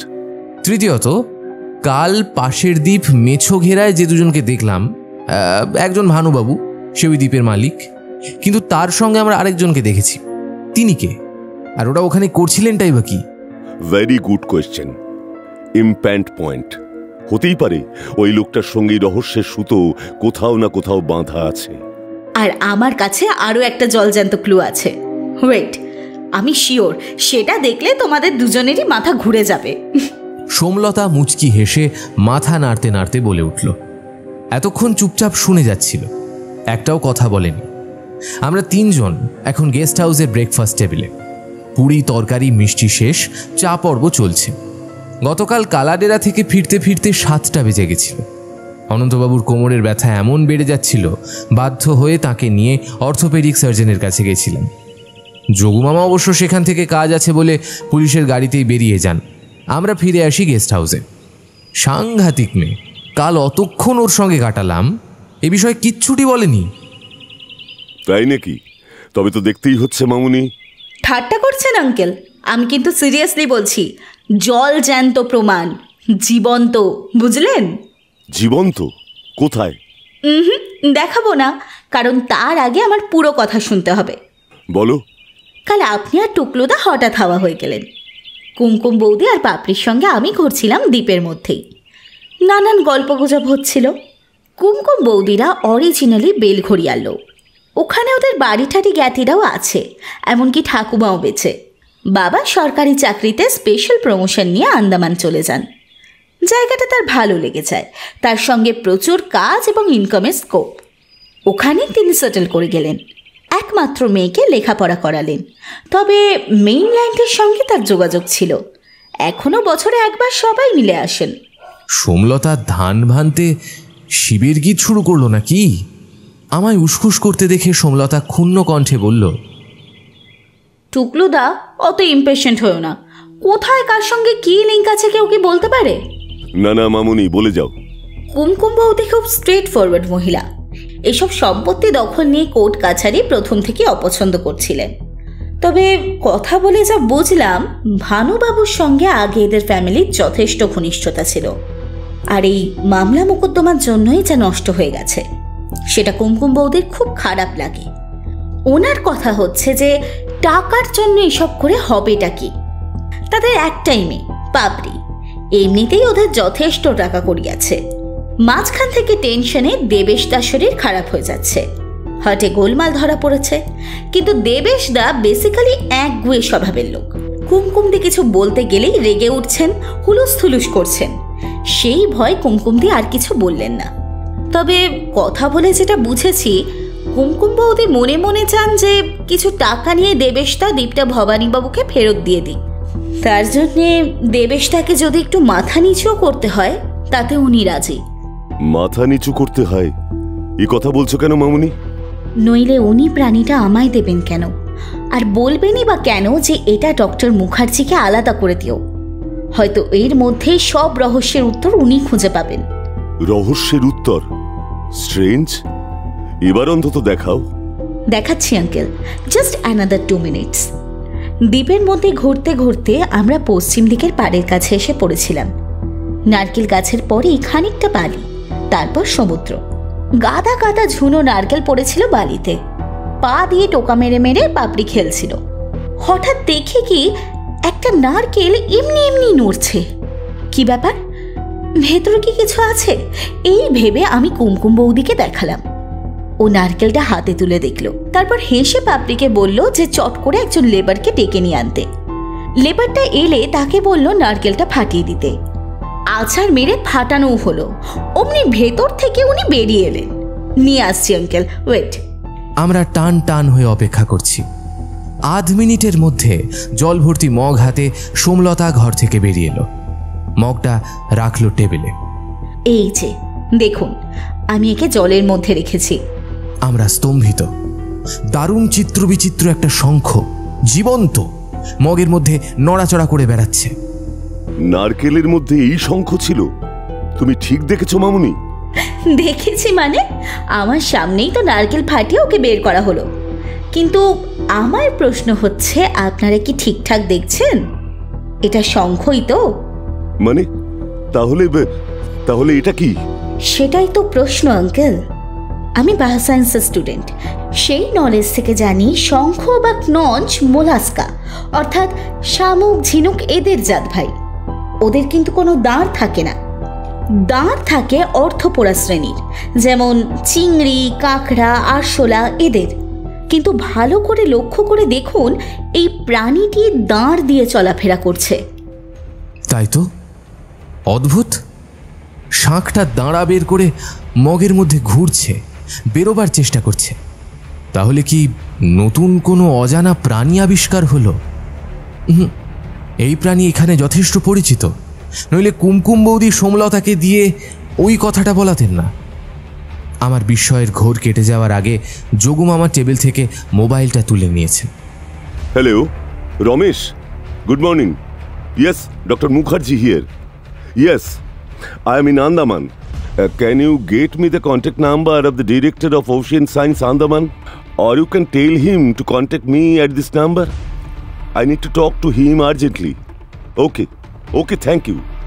ফোন ছেড়ে দিয়ে বললেন, ডিএসটির ডিজিকে বলে দিলাম, আমরা নিজেরা কন্ট্যাক্ট করলে হয়তো গা করতো না, নিশ্চয়ই ফোন করবে, একটু ওয়েট করি। 10 মিনিটের মধ্যে পরপর দুটো ফোন এলো। প্রথম ফোনটা ওয়ান সায়েন্সের ডিরেক্টর ডক্টর মৃদুল চক্রবর্তীর। সব শুনলেন, তারপর বললেন, প্লিজ স্যার, আপনি চলে আসুন। আপনার মতো বিজ্ঞানী আন্দামানে এসেছেন, এটা আমাদের কাছে বিরাট গর্বের ব্যাপার। আমি নিজেই যেতে পারি, কিন্তু এখানে এক্সামিন করার যেসব অ্যারেঞ্জমেন্ট আছে আপনাদের গেস্ট হাউসে সেসব নেই। আমি 5 মিনিটের মধ্যেই গাড়ি পাঠাচ্ছি, চলে আসুন প্লিজ। ঝটপট রেডি হচ্ছি, ঝোলায় টুকটাক জিনিস ভরছি। জানি না এই যে বেরোচ্ছি কখন ফিরব। সেই সময় দ্বিতীয় ফোনটা এলো, দেবেশের। মামার ফোনটা আমিই ধরেছিলাম। দেবেশ উদ্ভ্রান্ত গলায় বললেন, টুকলু ভাই, সর্বনাশ হয়ে গেছে। মানে কি হয়েছে? মামুকে নির্ঘাত তুলে নিয়ে গেছে, ওনার ফোন বন্ধ। মানে এটা কি বলছো? হ্যাঁ টুকলু, মানে কি করবো আমি বুঝতে পারছি না।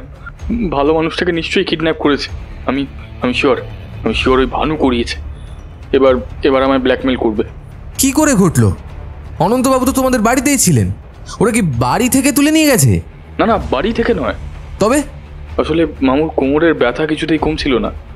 আজ ফোন করতে অর্থোপেডিক বললেন ফিজিওথেরাপি করাতে হবে। তো সেই সময় কুমকুম ওনাকে ক্লিনিকে নিয়ে যায়। 1 ঘন্টার আল্ট্রাসাউন্ড থেরাপি দেওয়া হয় ওনাকে চেম্বারে ঢুকিয়ে কুমকুম বলে আসে 1 ঘন্টা পরে আসবে। যদি তার আগে থেরাপি শেষ হয় মামু যেন ওয়েট করেন। কিন্তু 1 ঘন্টা পরে ক্লিনিকে গিয়ে কুমকুম শোনে যে 5 মিনিট আগে ওনার শেষ হয়ে গিয়েছিল। উনি নিজেই বেরিয়ে গিয়েছিলেন। And that is impossible. ঠিকই তো, উনি তো এখানকার কিছু চেনেন না, একা একা যাবেন কেন? এই নাও, মামার সঙ্গে কথা বলো। যোগু মামা শান্তভাবে সব শুনলেন, তারপর বললেন, ইমিডিয়েটলি থানায় এফআইআর করো, আমিও দেখছি। দরজায় নক পড়ল। গাড়ি নিয়ে ড্রাইভার এসে গেছে। মামা এখন কি করবে? অনন্তবাবু কিডন্যাপড, কোথায় যাব? যেখানে যাওয়ার কথা, দেবেশ এফআইআর করে লেটেস্ট স্ট্যাটাস জানাক। তার আগে কি করব? একটা কথা মনে রাখিস, ভানু আর যাই হোক ক্রিমিনাল নয়, বেসিক্যালি এরা দুজনেই বিজনেসম্যান। মামা আমার কাছে ভানু নাম্বার আছে, ফোন করব? না, যদি ভানু এর পেছনে থাকে তবে ও বা ওর লোক করবে। দেখ ভাগ্নে, এখানে ল্যান্ড এরিয়া কম, দেবেশ নিশ্চয়ই অনন্তবাবুকে খুঁজবেও। আফটার অল উনি ওর মামা এবং কালাডেরা দ্বীপের share holder. Let us wait and see.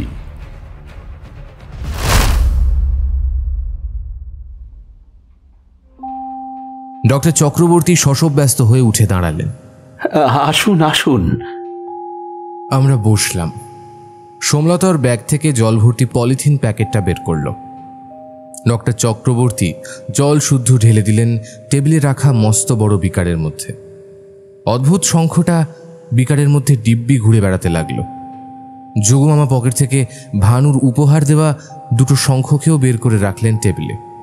Doctor Chakraborty যোগুমামার দিকে তাকিয়ে হাসলেন। আপনি এই স্পিসিস আগে কখনো দেখেননি ডক্টর মুখার্জি? না, ইনফ্যাক্ট সামুদ্রিক প্রাণী সম্পর্কে আমার নলেজ খুব লিমিটেড। না, এটা মোটেই কমন স্পিসিস নয়। আন্দামান নিকোবর আইল্যান্ড, ভারত মহাসাগরের কয়েকটা দ্বীপ আর প্রবাবলি সাউথ আফ্রিকার কিছু কোস্টাল এরিয়ায় এদের পাওয়া যায়। সংখ্যাতেও এরা এন্ডেঞ্জার্ড স্পিসিস হিসেবে মার্কড হয়েছে। ডক্টর মুখার্জি, এরা কিন্তু শঙ্খ নয়। শঙ্খ নয়? না স্যার, এটা কি কাঁকড়ার কোনো জাত ভাই? পারফেক্ট, জাত ভাইটাই নয়, এরা এক ধরনের কাঁকড়া। কাঁকড়া মানে ক্র্যাব? ইয়েস ডক্টর মুখার্জি, এদের কমনলি বলে কোকোনাট ক্র্যাব, নারকেল কাঁকড়া। ফলমূল খেয়ে বেঁচে থাকে, ডাঙায় সমুদ্রের দিব্যি চড়ে বেড়ায়, সবচেয়ে ভালোবাসে নারকেল খেতে। নারকেল গাছ বেয়ে বেয়ে একেবারে মাথায় উঠে যায়, দাঁড়া ফুটিয়ে শ্বাস খায়। ওয়ান সেক, এদের বায়োলজিক্যাল নেম হচ্ছে... ডক্টর চক্রবর্তী কম্পিউটার দেখে বললেন, ইয়েস, বার্গাস ল্যাট্রো, ফাইলাম আর্থোপডা, ফ্যামিলি সিনোবিটিডি। এদের জাত ভাই হচ্ছে হারমিট ক্র্যাব, সন্ন্যাসী কাঁকড়া। কিন্তু শঙ্খের মতো খোলস? ওটাই তো স্পেশালিটি ডক্টর মুখার্জি, শঙ্খের মতো শেল। দিব্যি শঙ্খ বলে চালিয়ে দেওয়া যায়। এমনকি এখানকার অনেক সি শেলের দোকানে খদ্দেরকে শঙ্খ বলে এই কাঁকড়ার খোলস গছিয়ে দেওয়া হয়। কিন্তু যতই ফুঁ দিন, এই শঙ্খ কিছুতেই বাজবে না। এই বলে হাসতে লাগলেন।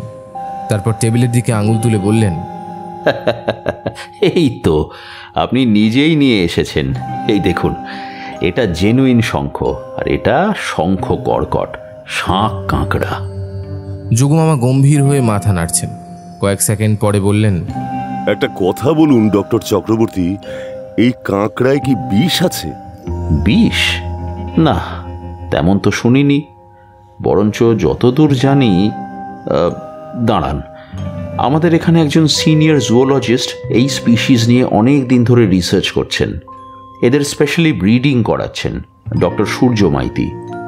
জানি না উনি অফিসে এসেছেন কিনা, ওনার সঙ্গে আপনার আলাপ করিয়ে দিচ্ছি, উনি আরও ডিটেলসে বলতে পারবেন। মোবাইলটা তুলে নিয়ে বোতাম টিপলেন। Hello Suryababu, good morning. হ্যাঁ, আপনি কি অফিসে? ওহো, শুনুন, ডক্টর জগবন্ধু মুখার্জি, হ্যাঁ হ্যাঁ, ফেমাস সায়েন্টিস্ট, উনি আপনার সাবজেক্ট নিয়ে জানতে খুব ইন্টারেস্টেড। হ্যাঁ হ্যাঁ, কথা বলতে চান। ওকে ওকে ওকে। না, আজ সূর্যবাবু অফিসে আসেননি। যাই হোক, আপনি ওনার নাম্বারটা রাখুন। উনি আপনাকে নামে যথেষ্ট ভালো করেই চেনেন। আপনি কাইন্ডলি ফোন করে ওনার সঙ্গে কথা বলুন। কোকোনাট ক্র্যাব সম্পর্কে হি ইজ অ্যান অথরিটি। আমরা উঠে দাঁড়িয়েছি। ডক্টর চক্রবর্তী বললেন, একটা কথা জিজ্ঞাসা করব, মানে যদি কিছু মনে না করেন। নো ইস্যু, বলুন বলুন। আপনি হঠাৎ এই কাঁকড়া নিয়ে মানে বিশেষ কিছু? একটা মার্ডার মিস্ট্রি। মার্ডার? হ্যাঁ ডক্টর চক্রবর্তী, হয়তো এই প্রাণীটা কোনোভাবে রিলেটেড। বাইরে বেরিয়েছি। মামার মোবাইল বেজে উঠল। হ্যাঁ বলুন। পরমেশ ধরেছেন? গুড, সবার আগে ওর মোবাইলটা কেড়ে নিন, আমি এখনই যাচ্ছি। গাড়িতে উঠে মামা বললেন, আমি কালকেই অ্যারেঞ্জমেন্ট করে এসেছিলাম। কালাডেডার ওপারে ওয়ান্ডুরে 24 hours plain cloth police posting থাকবে। কোনো লোক উইদাউট ইন্টিমেশন কালাডেরায় ঢুকবে না, ঢোকার কথাও নয়, কারণ 3টে খুনের পর পুলিশ দ্বীপ সিল করে দিয়েছে। সেটা যে এতদিন মানা হচ্ছিল না, আজ বোঝা গেল। পরমেশ 2জন লেবার আর 2টো মাঝি নিয়ে চুপি চুপি নৌকোয় উঠতে যাচ্ছিল। পুলিশ সব কটাকে অ্যারেস্ট করেছে।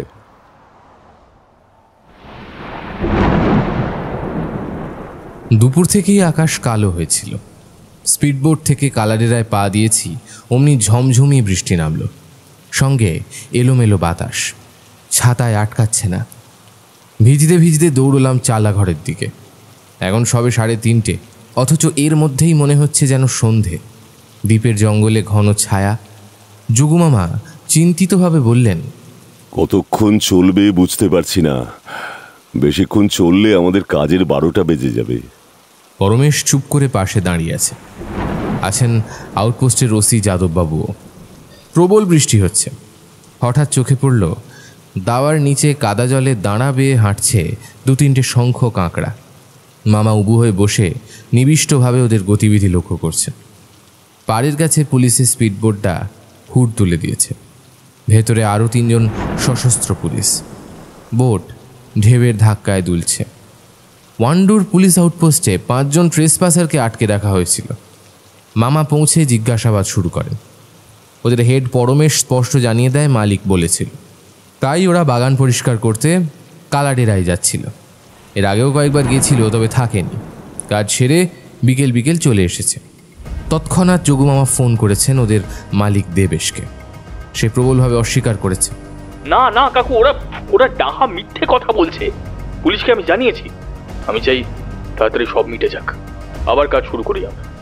মামুকে দিয়ে আপনাদের বলিয়ে এত দূরে টেনে এনেছি, আর আমি কিনা এইরকম বেআইনি কাজ করবো? আপনি বলুন কাকু, সিরিয়াসলি ওরা অন্য কারো প্রভোকেশনে এইসব কাজ করতে যাচ্ছিল। এখানে ওদেরকে পুলিশ যা শাস্তি দেওয়ার তাই দিক। I have nothing to do with that. Debesh আরও জানায়, অনন্ত সরখেলের কোনো খবর এখনো পাওয়া যায়নি। সে খুব চিন্তায় আছে। শুনলে তো পরমেশ, এবার সত্যি কথাটা বলে ফেলো। যা কইছি সত্য কইছি স্যার। আবার বলছি, তোমায় কি ভানুবাবু যেতে বলেছিল? সেও তো তোমার পুরনো মালিক। না স্যার।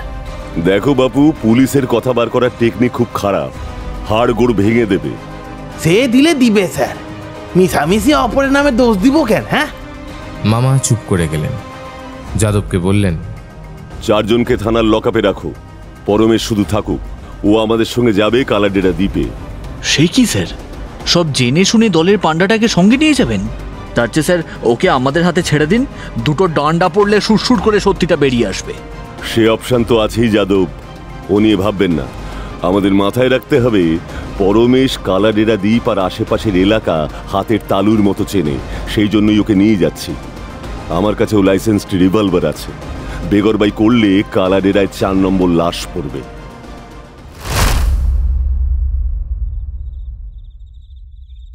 রাতে ডিনার প্যাকেট, ফ্লাস্কের চা সঙ্গে এসেছে। আমরা বেরোতে যাচ্ছি, মামার মোবাইলে একটা কল এলো।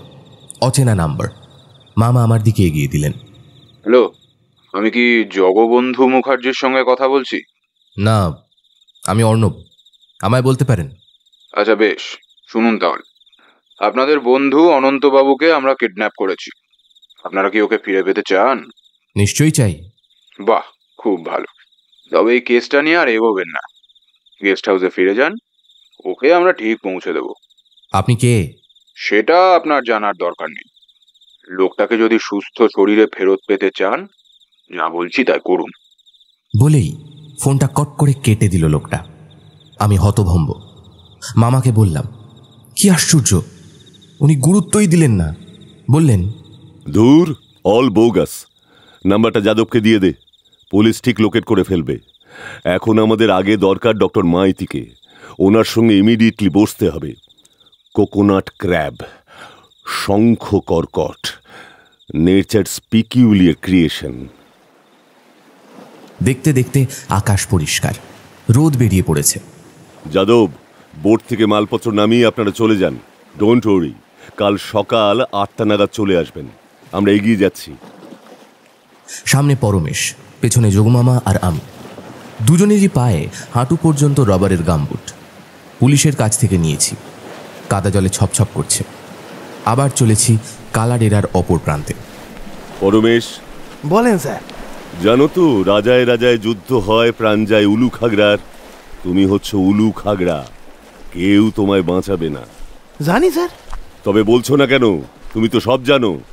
বলার তো কিছু নেই স্যার। আপনারা যেতেছেন, নিজেরই চোখে দেখবেন, তারপর বিচার করবেন কে অন্যায্য কাজ করিছে। আমারে পাপের ভাগই করবেন না। পাপের ভাগী কেন? বাবু, আমরা সুন্দরবনে গ্রাম থেকে এসি জোন খাটি, দুজনেরই নিমক খাইছি।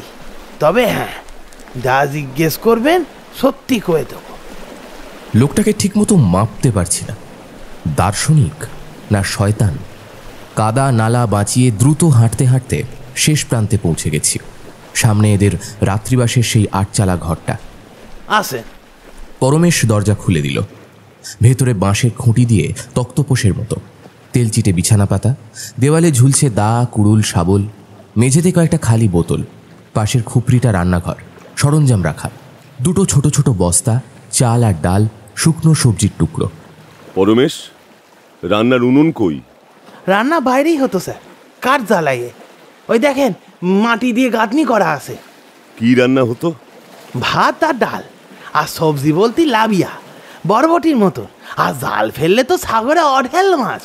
তবে তবে তবে মাছ তত খেতাম না, টেস্ট নাই। এই দ্বীপগুলোতে বড় বড় কাঁকড়া মেলে, মাংস খুব, স্বাদ খুব, চারপাশে ঘুরে বেড়ায়, ধরাও সহজ। প্রায় দিনই কাঁকড়া খেতাম। মারদাঙ্গা কোথায় হয়েছে? এইখানেই স্যার। তখন কেউ মানুষ থাকতো না স্যার। মানুষ থাকতো না?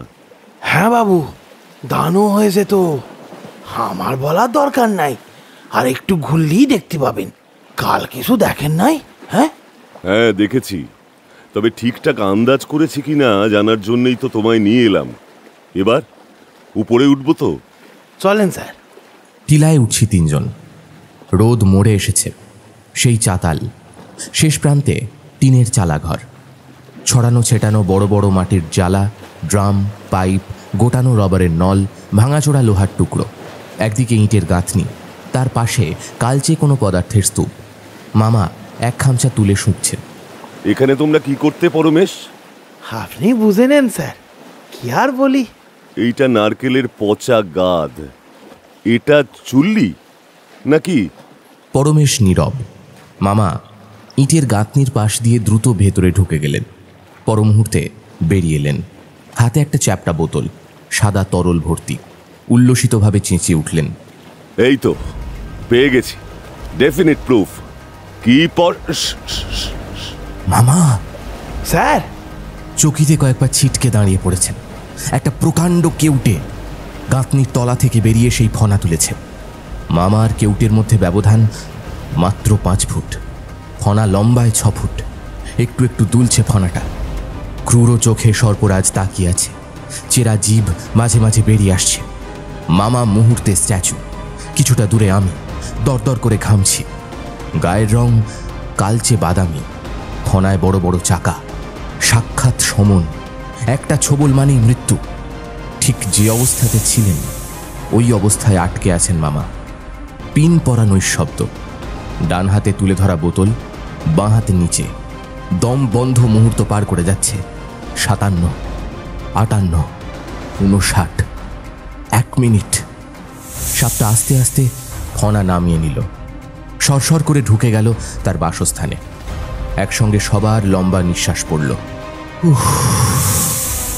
পরমেশ আস্তে আস্তে বলল, চলে আসেন স্যার, ও এখানেই বরাবর থাকতো, কেউ ওরে ঘাঁটাতো না। বড় বাঁচা বেঁচে গেছেন। কে যে কাল লাশ ফেলে। মামা রুমাল বের করে চশমা মুখ মুছলেন। পরমেশের কথায় ভালোই খোঁচা ছিল, গায়ে মাখলেন না, বরং বললেন, হ্যাঁ পরমেশ, তুমি যদি একটাও শব্দ করতে ও সঙ্গে সঙ্গে ছোবল মারত। Thank you. সব নিজের চোখে তো দেখলেন স্যার, আর আমারে পাপের ভাগী হতে হলো না, বুঝেছেন নিশ্চয়ই। একটা কথা বলো, এখানে কি রোজই এই মদ তৈরি হতো? নিশ্চয়ই স্যার, বোতল বোতল। এটাই তো আসল নাফা, খুব চলে এখানে। লাইসেন্স? লাইসেন্স মনে তো হয় না স্যার। মালিক নারকেল সুপারি নৌকায় চালান দিত, নৌকার খোলে সবার তলে বোতল থাকতো। বাহ, পাকা ব্যবস্থা। তোমরা কিছু বলনি? কেন বলবো স্যার, সেইটারা পয়সা পেতাম। আর এই মদই তো খেতে সবাই, কি বলো? আমি মদ ছুঁই না স্যার, অনেকে খেত। তবে হ্যাঁ স্যার, খুব খেত। সন্ধে হলেই কাঁকড়া মাংস ভেজে তার সাথে জব্বর খাওয়া দাওয়া হতো। যোগুমামা নিষ্পলক চেয়ে আছেন পরমেশের দিকে। অদ্ভুত নির্বিকার মানুষ। ওকে এখন একটুও চেনা যাচ্ছে না। যা যা প্রশ্ন আসছে নিরাসক্তভাবে জবাব দিয়ে যাচ্ছে, কিন্তু নিজে থেকে আগ বাড়িয়ে একটাও হিন্ট দেয়নি ও কার লোক নাকি দুজনেরই লোক। পরমেশ, ওখানে কিছু কাঁকড়ার খোলা দেখলাম, শাঁখের মতো গরম। হ্যাঁ স্যার, ওই কাঁকড়াই তো খায়, এখানে খুব মেলে। তা ওখানে খোলাগুলো গেল কেন? পরমেশ কয়েক সেকেন্ড চুপ, তারপর বলল, কি আর বলি স্যার, কর্তার ইচ্ছাই তো কাম হয়। কথা বললো, খোলা গুঁড়া কইরে পাইল দাও, মদের সেন্ট হবে, টেস্ট বাড়বে। স্যার এবার চলেন, এই দ্বীপে অনেক সাপ খোপ আছে, তাই তো, খেয়াল করিনি। সূর্য ডুবে গেছে, পশ্চিমে দু একটা কালচে রেখা, তাও মিলিয়ে যাচ্ছে। অন্ধকার গ্রাস করছে চরাচর। পরমেশের হাতে একটা বাঁশের কঞ্চি, সেটা নাড়তে নাড়তে চেনা পথ দিয়ে ঝপঝপ করে নেমে যাচ্ছে। নামতে নামতে মামা বললেন, পরমেশ, তুমি তো অনেক দিন ভানুর ওখানে মেছোঘেরা দ্বীপে কাজ করেছো। সেখানে এমন কিছু কারখানা আছে, কাজ করেছো? না বাবু, হক কথা দেখি নাই। তবে ভানুবাবু না থাক স্যার, আপনারা তো রেতে থাকিছেন, নিজের চোখে দেখবেন। আগে ভানুবাবু এই দুটো দ্বীপ মিলাইয়ে কাম কাজ করতেন, আমরা থাকতাম মেছো ঘেরায়। ওই দ্বীপে দুখান বাড়ি আছে, একখান পাকা, দোতলা। কালো ডেরায় আগে কিচ্ছু ছিল না, দেবেশবাবু দখল নিয়ে এইসব সালা টালা বানালেন। সেটা বুঝেছি, কিন্তু তুমি তো জানো ভানুবাবু ওই দ্বীপে করেটা কি, সেটা বলো। তুমি কিন্তু কথা দিয়েছো। যোগু মামার কথাগুলো ডুবে গেল এক পাল কুকুরের হিংস্র গর্জনে। আমরা উত্তরাইয়ের প্রায় শেষ ধাপে থমকে দাঁড়িয়েছি। শরীর দিয়ে ঠান্ডা স্রোত নেমে গেল। বাপরে, অন্ধকারে সবুজ সবুজ চোখ জ্বলছে, সাদা সাদা দাঁত। কোত্থেকে এলো? আসার সময় তো এদের দেখিনি। দাদাও ভয় পেয়েছেন? আমি আসি, ওরা কিছু করবে না। ওরা এই দুটো দ্বীপের পাহারাদার, রাত ভোর এ দ্বীপ ও দ্বীপ চৌকিদারি করে। অসেনা মনীষী দেখলে ছিঁড়ে ফেলে। আসেন, নেমে আসেন, ভয় নাই। এই বলেই পরমেশ মুখ দিয়ে তুতু তুতু করে শব্দ বের করলো। সঙ্গে সঙ্গে কুকুরের দল শান্ত হয়ে গেল। তারপর বলল, ব্যাস, সব কটা সুরসুর করে চলে গেল। এই জন্যই যোগুমামা ভাগ্যিস পরমেশকে এনেছিলেন, নইলে আজ আমাদের কপালে যে কি ছিল।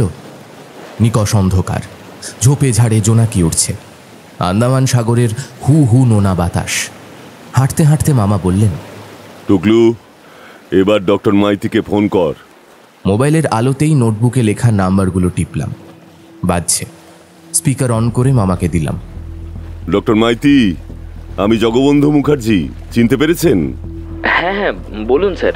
আপনি তো শুনেছেন সব। আমি কোকোনাট ক্র্যাব সম্পর্কে জানতে চাই, কখন আপনার কাছে যাব? আজ হবে না স্যার, আমি বাড়ি থেকে বেরিয়ে পড়েছি। কাল হতে পারে, কিন্তু স্যার আপনি হঠাৎ এই সাবজেক্টে জানতে চাইছেন কেন? আফটার অল আপনি পিওর সায়েন্সের লোক। নিশ্চয়ই বলবো আপনাকে, আপনার পরামর্শ খুব দরকার। ঠিক আছে স্যার, কাল দুপুরের দিকে আমার কোয়ার্টারে চলে আসুন, অফিসের ঠিক পেছনে। চালাঘরের সামনে এসে গেছি। পরমেশ ভেতরে ঢুকে একটা হ্যারিকেন নিয়ে জ্বালালো। আসেন বাবুরা, আসেন। ঘড়িতে প্রায় 8টা বাজে। আমার ফোনটা বেজে উঠল। দেবেশ দা। হ্যালো, হ্যাঁ, তোমরা কোথায়? ওসান সায়েন্সের ডিরেক্টর মৃদুল চক্রবর্তীর সঙ্গে। ও আচ্ছা, তাহলে ঠিক আছে। জানো অর্ণব, এখনো মামুকে খুঁজে পাইনি ভাই। চিন্তা করো না, মামা বলে দিয়েছেন পুলিশ খুঁজছে। ফোনটা কাটলাম। সাগরের বুকে একটা ভটভট শব্দ। শব্দটা দ্রুত বাড়ছে। কোনো জলযান এদিকে আসছে। মামার ভুরু কুঁচকে গেছে। পরমেশ উবু হয়ে বসেছিল, উঠে দাঁড়ালো। পরমেশ, মেছো ঘেরায় আসতে হলে কি এই রুটেই আসতে হয়? না স্যার, ওদিক দিয়ে অন্য পথ আছে, শর্টকাট পথ। ওরা এদিক পানে আসতেছে। 4 জন ছায়ামূর্তি নামলো। থ্যাংক ইউ, তবে আর আসবেন না প্লিজ। ডিজি সাহেব খবর জানতে চাইলে ফোন করবেন, কেমন? এখন যান, গুড নাইট। সব কজন দুর্দার করে চলে গেল। সব কটা মাথা মোটা, এইভাবে বারবার এসে জ্বালালে আসল কাজটাই হবে না। ডিসগাস্টিং।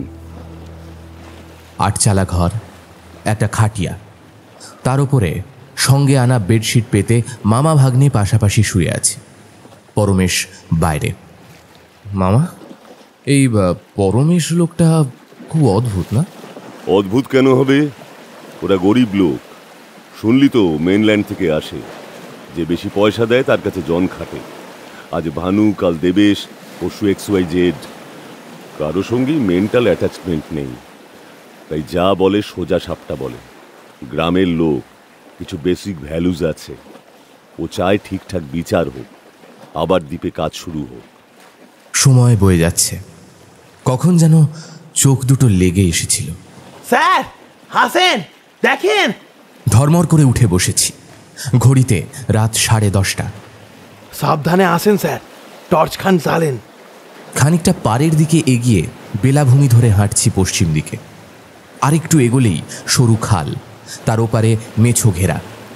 এখন পূর্ণ জোয়ার, আকাশে অনেকটা বড় চাঁদ, ফুটফুটে জ্যোৎস্নায় সমুদ্রের ছলো ঢেউয়ের মাথায় দুধের রং, অপার্থিব। ঘোর কেটে গেল, আবার ফোন বেজে উঠেছে। সোমলতা। ছি ছি ছি ছি, আমারই খবর নেওয়া উচিত ছিল। হ্যাঁ বলো, ঠিকঠাক আছো তো? সরি, একদম ঘেটেছিলাম গো, তোমার ফোন করতে ভুলে গেছি। ছাড়ো তো, যত ঢং। আচ্ছা শোনো, আঙ্কেলকে এক্ষুনি খবরটা দাও, এই মাত্র আমাদের অনন্তবাবু ফিরে এসেছেন। আরে বাস, তাই? মামা, অনন্তবাবু। আরে আগে অনন্তবাবুকে দাও, কথা বলি পুরোটার সঙ্গে। কি যে করে। টুকলু, বলো কি খবর তোমাদের? তা স্যার কোথায়? আরে আপনার কি খবর? হঠাৎ উদাও। আর বলো না, কি কোমরের টনটনানি, নড়তে পারছিলুম না। আন্দামানে কাদা, এখন একদম ফিট। যা একখানা ট্রিট দিল, কত যন্ত্রপাতি, দারুণ ব্যাপার। এখানে আমাদের খুব এনজয় হচ্ছে, চলে এসো। আছেন কোথায়? কোথায় আবার, ভাগ্নে বাড়ি। কুমকুম তো গিয়ে সমলতাকেও নিয়ে এলো। কিন্তু আপনি গিয়েছিলেন কোথায় বলুন তো, কাদের সঙ্গে? আরে সে এক কাণ্ড। আমি তো যা চলে, বুড়ো ফোনটা কেটে দিল কেন? আমি সঙ্গে সঙ্গে কল ব্যাক করলাম। এ কি, সোমলতার ফোন বন্ধ হয়ে গেছে। কুমকুম বৌদির মোবাইলে ট্রাই করলাম, কি রে বাবা, এটাও বন্ধ। হলোটা কি? দেবেশদাকে পেয়ে গেলাম। দেবেশদা, তোমার মামু ফিরেছেন জানো, তোমার বাড়িতেই আছেন। হ্যাঁ? কি কি কি বলছো? ওটা কি? কে বললো তোমায়? সোমলতা। তারপর তোমার মামুর সঙ্গেও। মামা আচমকা ঘুরে দাঁড়িয়ে আমার হাত থেকে ফোন ছিনিয়ে নিলেন, কট করে কেটে দিলেন। এ কি মামা, কি করছো? ঠিকই করছি, তোর মাথাটা গেছে। আর একটু কথাবার্তা এগোলেই দেবেশ বুঝে যেত আমরা ওর দ্বীপে ওকে ছাড়াই তদন্তে এসেছি। খবরদার ওর কল রিসিভ করবি না। স্যার, স্যার দেখেন, দেখতে পাইছেন? পরমেশের গলা সহসা উত্তেজিত। সে আঙুল দেখাচ্ছে কিছু দূরের খালে, ওপারের দ্বীপটায়, মেছো ঘেরা। হ্যাঁ দেখছি, সাদা সাদা কি সব উপুড় হয়ে আছে। কি ওগুলো? সাদা সাদা না স্যার, কাঁচের। চাঁদের আলোয় অমন লাগতাছে। চলেন কাছে চলেন, সাবধান, মাটি খুব পিচ্ছল। খালের ধারে পৌঁছে একেবারে স্তম্ভিত হয়ে গেলাম। ওপারের ঢালে জলের মধ্যে মাথা উঁচু করে সারি সারি বেলজার। কেমিস্ট্রির ল্যাবের সাধারণ মাপের বেলজার নয়, অস্বাভাবিক বড়। কি আছে ওগুলোর মধ্যে? কেন পাতা হয়েছে? সারাদিনই এগুলো এরকম বসানো থাকে পরমেশ? না স্যার, যেদিন ভানুবাবু স্যার আসেন সেই রেতে। পরমেশ, আমরা ওদিকে যেতে চাই। যাবেন? হাঁটু জল ঠেঙাতে হবে কিন্তু, প্যান্ট গুইটে নেন। কুমির টুমির। কাল দ্বীপে আসার সময়ের ছবিটা এখনো চোখের সামনে ভাসছে। না দাদাবাবু, সে ভয় না। ওই দেখেন না, সমুদ্রের দিকে মোটা মোটা শিক বসানো আছে, ওরাই খালে ঢুকিতে পারে না। আসেন, আমার পিছু পিছু আসেন। আমরা স্তব্ধ, হতবাক, বিস্ফারিত চোখে লাইভ শো দেখছি। অকল্পনীয়, অবিশ্বাস্য। প্রাণীজগতের নির্মম খুনোখুনি খাদ্য খাদকের লড়াই। মোবাইলের নীল আলোতে বেলজারের ভেতরটা স্পষ্ট দেখা যাচ্ছে। আমরা দুজনেই ঝুঁকে পড়েছি তার উপর। অল্প অল্প জল, তার মধ্যে একটা বড় সড়ো শঙ্খ খাড়া দাঁড়িয়ে আছে। তাকে চারদিক দিয়ে আক্রমণ করছে শঙ্খ কাঁকড়ার দল। খোলের নিচ থেকে দাঁড়া ঢুকিয়ে দিচ্ছে, দাঁড়া দিয়ে উল্টে ফেলতে চাইছে। শঙ্খটা বেসামাল ছটফট করছে, কিন্তু একটা বিষ স্প্রে করছে। কাঁকড়াগুলো ছিটকে সরে যাচ্ছে।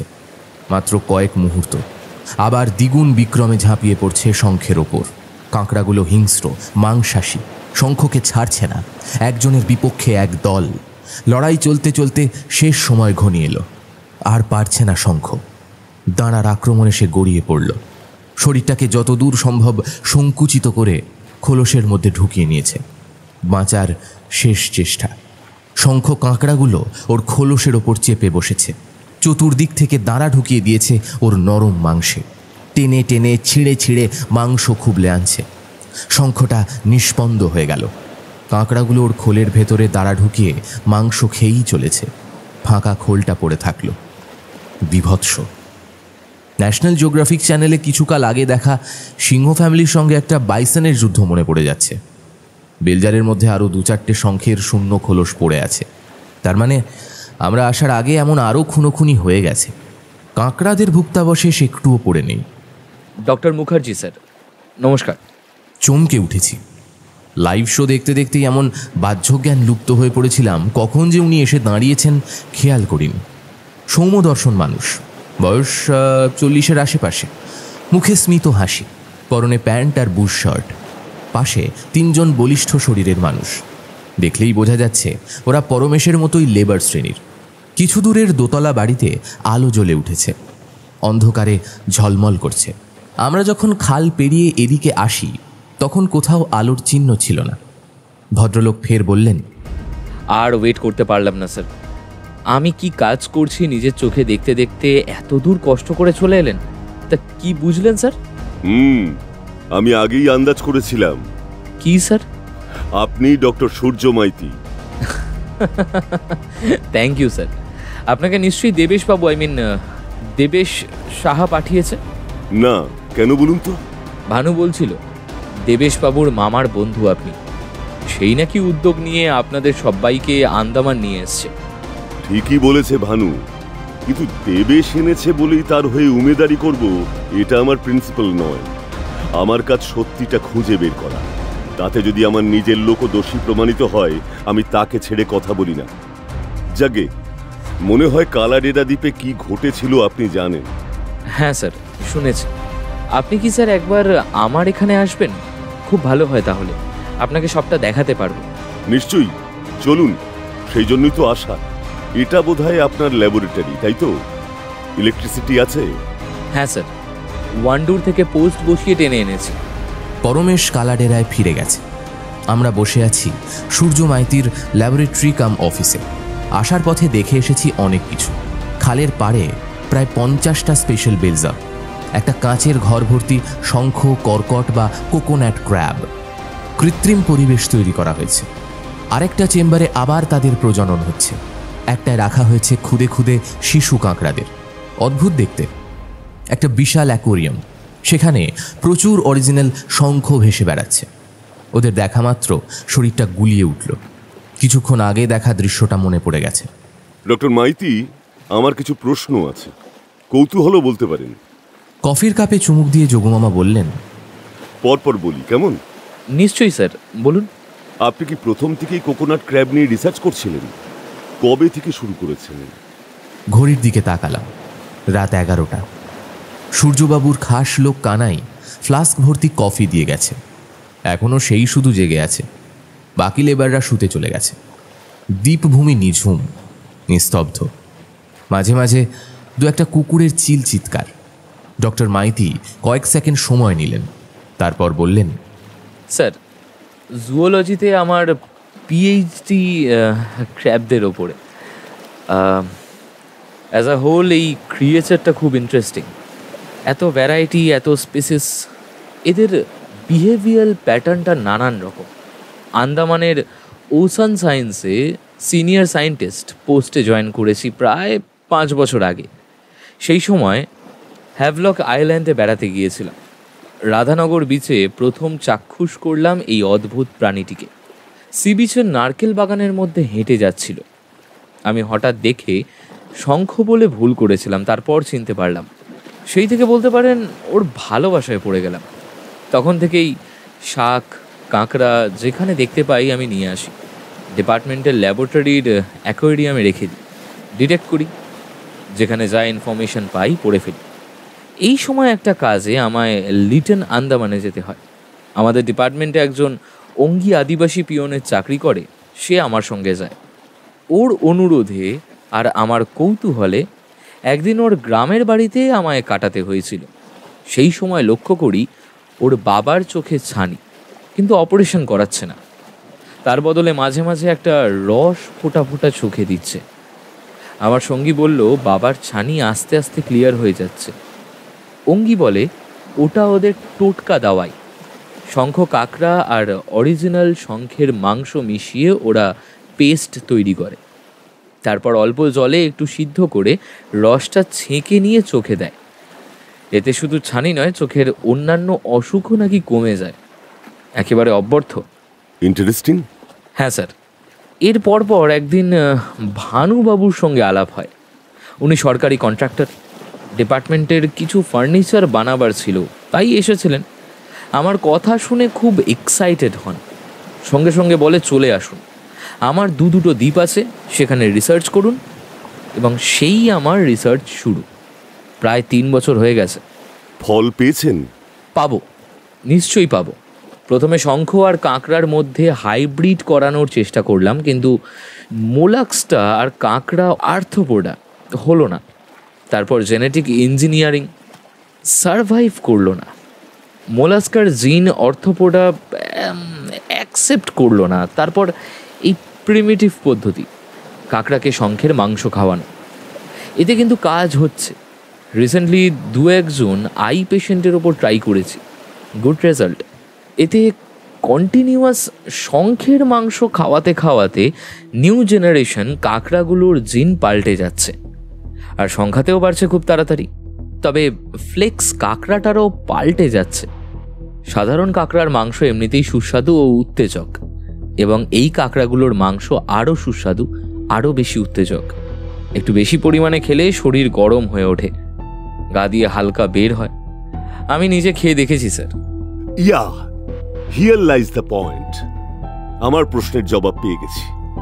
এবার বলুন তো, ভানু দেবেশের মধ্যে গোলমালের ব্যাপার আপনি কতখানি জানেন? জানি, মানে ভানুবাবু যতটা বলেছিল আমায়। 6 মাস আগে হঠাৎ একদিন সেই আমায় বলল, মনে হচ্ছে আমাদের কালডেরা দ্বীপটা ছেড়ে দিতে হবে। একটা লিটিগেশন হয়েছে, কিন্তু মুশকিল হচ্ছে আমার রিসার্চের প্রজেক্ট অসংখ্য শঙ্খ কাঁকড়া 2 দ্বীপ জুড়ে ঘুরে বেড়ায়। সংখ্যাতেও খুব বেড়ে গেছে। মাঝে তো কেবল খাড়ি, ওদের আটকানো যাচ্ছে না। বুঝেছি, আর বলতে হবে না। Thank you doctor Maity. চল টুকলু। কোথায় যাবেন স্যার? এখন রাত 1টা। আপনার লোক নিশ্চয়ই এখানেই ঘুমিয়ে পড়েছে। তাছাড়া কালডেরায় আপনাদের মতো থাকার ব্যবস্থা কোথায়? আমার পাশের ঘরটা খালি রয়েছে। কানাই, সাহেবদের বিছানা পেতে দাও। আচ্ছা ডক্টর মাইতি, ওই বেলজারগুলো তুলবেন না? কাল ভোরে আমার লোকেরা তুলবে sir, they are well trend. কালাডেরার চালাঘরে বসে আছি। চারদিকে পাখির কিচিরমিচির, গাছের পাতার ফাঁক দিয়ে সকালের মিঠে রোদ্দুর এসে পড়েছে। একটু পরেই আমাদের নিতে বোট এসে যাবে। অনেকদিন পরে ভোর দেখলাম, সবুজ দ্বীপে প্রথম আলো। কি যে সুন্দর, বলে বোঝানো যাবে না। মেছো ঘেরায় চা বিস্কুট খেয়ে ডক্টর মাইতিকে বিদায় জানিয়ে এপারে চলে এসেছি। ওর লোক এসে আমাদের পৌঁছে দিয়ে গেছে। কথা হয়েছে আজ দুপুরে আমাদের গেস্ট হাউসে উনি আসবেন। মামা বলেছেন বাকি সকলকেই ওখানে ডাকবেন। ডিজিও থাকবেন, কথা দিয়েছেন। তবে পরমেশকে কোথাও দেখছি না। মামা বার কয়েক হাঁক ডাক করেছেন, কিন্তু সে বেপাত্তা। হয়তো ভোরের আলো ফুটতে পেছন দিকের খাল পেরিয়ে একা একাই চলে গেছে মূল ভূখণ্ডে।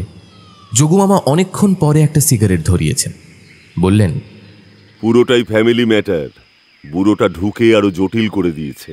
ফ্যামিলি ম্যাটার মানে ভানুব্রত কি? হ্যাঁ রে, কুমকুম কাল আমায় পরপর মেসেজ করে গেছে। খুব বুদ্ধিমান মেয়ে, বুঝতে পেরেছিল আমি সব জানতে পারবো। বলেছে অনন্তবাবুকে ওই লুকিয়ে রেখেছিল এক বন্ধুর বাড়িতে। এক সহকর্মীকে দিয়ে থ্রেট ফোন করিয়েছে। একটাই উদ্দেশ্য, আমাদের উত্তেজিত করা, যাতে যত তাড়াতাড়ি সম্ভব আমরা নিজেরাই দ্বীপে যাই এবং মার্ডার মিস্ট্রি সলভ হয়। সেকেন্ডলি, ভানুব্রত সম্পর্কে ওর জ্ঞাতি ভাই। ভানুর বাবা নাকি দেবেশের সঙ্গে ওর বিয়ের সম্বন্ধটা আনেন। Got it. সেই জন্যই আমরা এখানে এসে পৌঁছতে না পৌঁছতেই ভানুবাবুর কাছে তোমার মোবাইল নাম্বারটা চলে গেছিল। রাইট। সোমলতাকে কুমকুম বলেও ছিল এসব ঝামেলা চায় না। ওর কাছে সেই জন্য জ্যান্ত শঙ্খ কাঁকড়াটা পাঠিয়ে দিল। ও ডক্টর মাইতির রিসার্চের সাবজেক্ট জানতো, তবে খুনোখুনির আসল কারণটা জানতো না চোলাই মদের ব্যাপারটা। বরঞ্চ এই গ্রাম্য পরমেশ লোকটা প্রায় সবটাই বুঝে ফেলেছিল। ভাগ্নে, তুই সব মিলিয়ে কি বুঝেছিস? 100% বুঝেছি মামা। Very simple. অঢেল চোলাই মদ তৈরি হচ্ছে, তার থেকে বোতল বোতল টানছে লেবাররা। সঙ্গে খাচ্ছে স্পেশাল কাঁকড়ার মাংস, উত্তেজক মাংস, চোলাই মদ। শরীরে যাওয়ার পরেই উত্তেজনার পারদ চড়ছে। কিছুক্ষণের মধ্যে সব বেসামাল মাতাল হয়ে যাচ্ছে, ইনটক্সিকেটেড। এক কথা দু কথা থেকে কথা কাটাকাটি, হই হল্লা, শেষে বিস্ফোরণ। হিতাহিত জ্ঞান শূন্য হয়ে দা কাটারি চালিয়ে দিচ্ছে। এই তো ব্যাপার মামা। যারা মদ বা কাঁকড়া খেত না, যেমন পরমেশ ইত্যাদি, তাদের কিছুই হয়নি। পারফেক্ট। তবে কালকের লাস্ট এক্সপিরিয়েন্সটা কিন্তু দারুণ, তাই না ভাগ্নে? আনথিঙ্কেবল। ভালো ক্যামেরা থাকলে ছবি তুলে রাখতাম, মোবাইলে তুলেছি, ভালো হয়নি। মামা, এখন দেবেশদার কি হবে কিছু ভেবেছো? কি আর হবে, ওকে শর্ত দেব, হয় ও ভানুকে দ্বীপটা ছেড়ে দিক, নইলে পুলিশকে ভাটিখানার কথা জানিয়ে দেব। তখন ওর মান সম্মান সব যাবে, এমনকি কোমরে দড়িও পড়তে পারে। মেছো ঘেরা দ্বীপে সূর্য মাইতি এক মনে যে রিসার্চ করে যাচ্ছেন, সেটা অসাধারণ কাজ। যদি পুরোপুরি সাকসেসফুল হন, সারা পৃথিবীর মানুষের ভালো হবে। কত প্রায় অন্ধ মানুষ দেখতে পাবেন। আর ভানুকে বলবো অনন্তবাবুর টাকাটা একটু বাড়িয়ে যেন ফেরত দেয়। মনে হয় আপত্তি করবে না। আজই সব লেখাপড়া করে ফেলবো। গাছের ফাঁক দিয়ে দেখলাম একটা ভটভটি ডিঙি নৌকো দ্বীপের দিকে এগিয়ে আসছে। পুলিশের তো কোস্টাল গার্ডদের স্পিডবোট নিয়ে আসার কথা, তাহলে কারা আসছে? দেবেশ খবর পেয়ে গেছে, নিজেই চলে এলো। এখন ভাটা চলছে, সাগর শান্ত। কয়েক মিনিটের মধ্যেই নৌকোটা পাড়ে এসে ভিড়ল। লাফ দিয়ে যে নেমে এলো, তাকে দেখে আমরা আকাশ থেকে পড়লাম। খোদ পরমেশ। পরমেশ, তুমি? আর বলবেন না দাদাবাবু, এখন চলেন, আপনাদের জন্যই নৌকা নিয়ে আইছি। আমাদের জন্য তো পুলিশের স্পিড বোট আসার কথা। জানি তো, আমি ভোর ভোর উঠে অনেক পথ ঘুরে খবর নিতে আউটপোস্ট গিয়েছিলাম। শুনলাম পুলিশের স্পিড বোট খারাপ হয়ে গেছে, নতুন বোট আসিতে আসিতে বান এসে যাইবে না, সে আর এক ঝামেলা। হ্যাঁ চলেন স্যার, চলেন। ভটভটি স্টার্ট দিল। মনোরম সকাল, নীল আকাশ, নীল আন্দামান সাগর, দূরে দূরে সবুজ দ্বীপ। নৌকো এগিয়ে চলেছে, মুখোমুখি যোগু মামা, শেষে বৈঠা হাতে আরেকজন। দুজন মাঝি নতুন, আগে দেখিনি। মাঝামাঝি এসেছি, নৌকোর ইঞ্জিন হঠাৎ ঘর ঘর করতে লাগলো। প্রপেলারের ক্যাচকোচ শব্দ, তারপর পুরো থেমে গেল। মাঝ দরিয়ায় নৌকো ভাসছে, অল্প অল্প দুলছে। কি হলো পরমেশ, মোটর খারাপ হয়ে গেছে? না দাদাবাবু, বন্ধ করে দিয়েছি। ওদের বলা ছিল স্যারের সাথে একটু কথা বলে আসে। বলে ফেলো পরমেশ।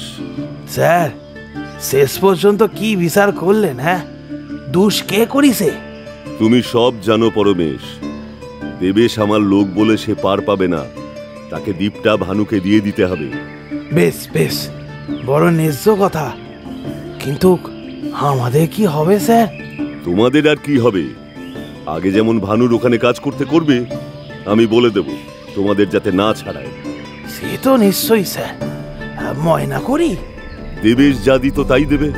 আজ যেটা এস্টেরা মানে রোজ উপরি পাইতাম, সেটা কেন দেবে ভানু? ও তো আর ভাটি চালাবে না। তাহলে আমাদের পোষাবে কি করে? হ্যাঁ, অন্যভাবে তোমাদের ইনকাম যাতে কিছুটা বাড়ে, আমি না হয় ভানুকে অনুরোধ করব। হবে না স্যার, যে টাকা আমরা রোজ পেতাম ভানুবাবু দিতে পারবে না। আমার কথা, কেন ভাটি চালাবে না? হ্যাঁ, এত ডিম্যান্ড আসে, পয়সা আসে, ভাটি না চালালি চলবে কেমনে? হ্যাঁ, কি পাগলের মতো কথা বলছো? লাইসেন্স ছাড়া বেআইনি ভাটি চালানোর জন্য আমি ভানুকে বলবো? অসম্ভব। সম্ভব স্যার, সব সম্ভব। এখানে সব হয়। আপনারাই হলেন যত নষ্টের গোড়া, আমাদের পেটে লাথি মারছেন। আপনাদের দুজনের যদি সমুদ্রে। বৈঠা মাঝি মামার মাথা তাক করে বৈঠা তুলেছে। মামা চকিতে সরে গেলেন। বৈঠা এসে পড়ল নৌকোর কাঠে। কয়েক সেকেন্ড মামা ঘুরলেন, হাতে উদ্যত রিভলভার, ট্রিগার টিপলেন। বৈঠা ছিটকে পড়ল। লোকটা আর্তনাদ করে উল্টে পড়ল জলে। তারপর সাঁতরাতে লাগলো তীরের দিকে। পরমেশ লাফ দিয়েছে মামার উপর, রিভলভার ছিনিয়ে নিতে চাইছে। ওর শরীরে অসুরের শক্তি। এক হাতে টিপে ধরেছে মামার গলা, অন্য হাতে প্যাঁচ দিচ্ছে ডান হাতে। পরমেশকে টানতে যাচ্ছিলাম, তার আগেই হাল মাঝি পেছন থেকে আমার হাত দুটো এমনভাবে মুচড়ে ধরেছে যে মনে হচ্ছে হাড়গোড় ভেঙে যাচ্ছে। দুজনে মিলে আজ মেরেই ফেলবে আমাদের। কতক্ষণ আর ওর সঙ্গে জুঝবেন মামা? রিভলভারটা টুক করে খসে নৌকোর পাটাতনে পড়ে গেল। সঙ্গে সঙ্গে দ্বিগুণ আক্রোশে পরমেশ মামার গলা টিপে ধরেছে, হিস হিস করছে। ন্যায্য বিচার, হ্যাঁ ন্যায্য বিচার, এই আপনার ন্যায্য বিচার হয়েছে, হ্যাঁ ন্যায্য বিচার হয়েছে না?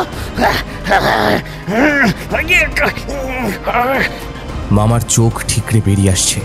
ওই অবস্থাতেই একবার চেষ্টা করলেন পা চালাতে, পারলেন না। আমি অসহায়, হাতের যন্ত্রণায় আমার শরীর অসাড় হয়ে গেছে। আর মাত্র কয়েক মুহূর্ত, আন্দামান সাগরে আমাদের দুজনের সলিল সমাধি ঘটবে।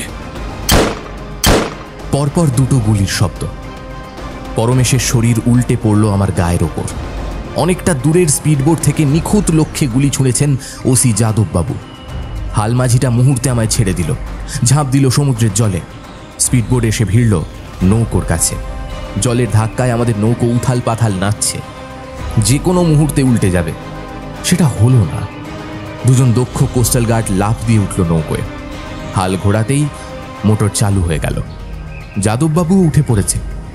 যোগুমামা হাত পা ছেড়ে নৌকোর ওপর এলিয়ে পড়েছেন, ঘন ঘন নিঃশ্বাস ফেলছেন। ঠিক আছেন তো স্যার? কেন যে এরকম রিস্ক নেন? আমি একেবারেই বুঝতে পারিনি ও যে এত এত ফেরোসাস। গলায় হাত বোলাচ্ছেন মামা। এরা এইরকমই হয় স্যার, সুন্দরবন এলাকা থেকে আসে, ডেঞ্জারাস। আপনি যখন আমায় ফোন করে ইনফর্ম করলেন ওই বোটে উঠতে, আমি বারবার বারণ করেছি স্যার, শুনলেন না। সময়ের একটু এদিক ওদিক হলে কি হতো বলুন তো?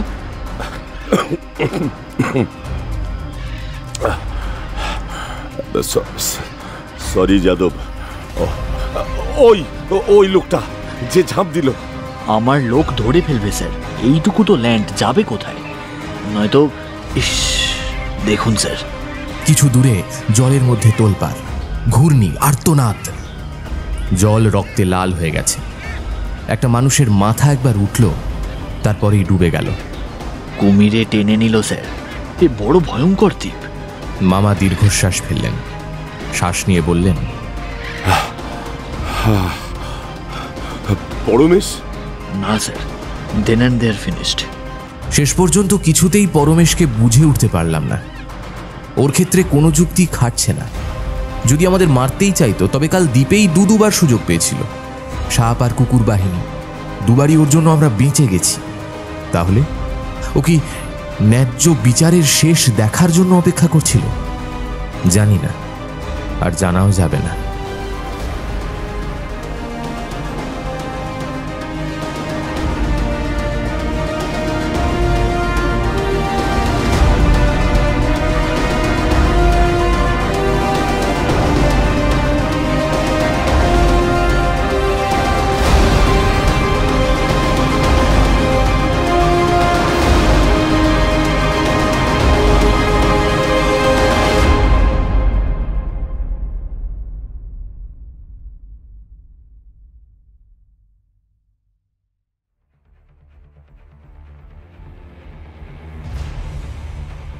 এতক্ষণ আপনি শুনছিলেন দ্বীপের নাম কালাডেরা।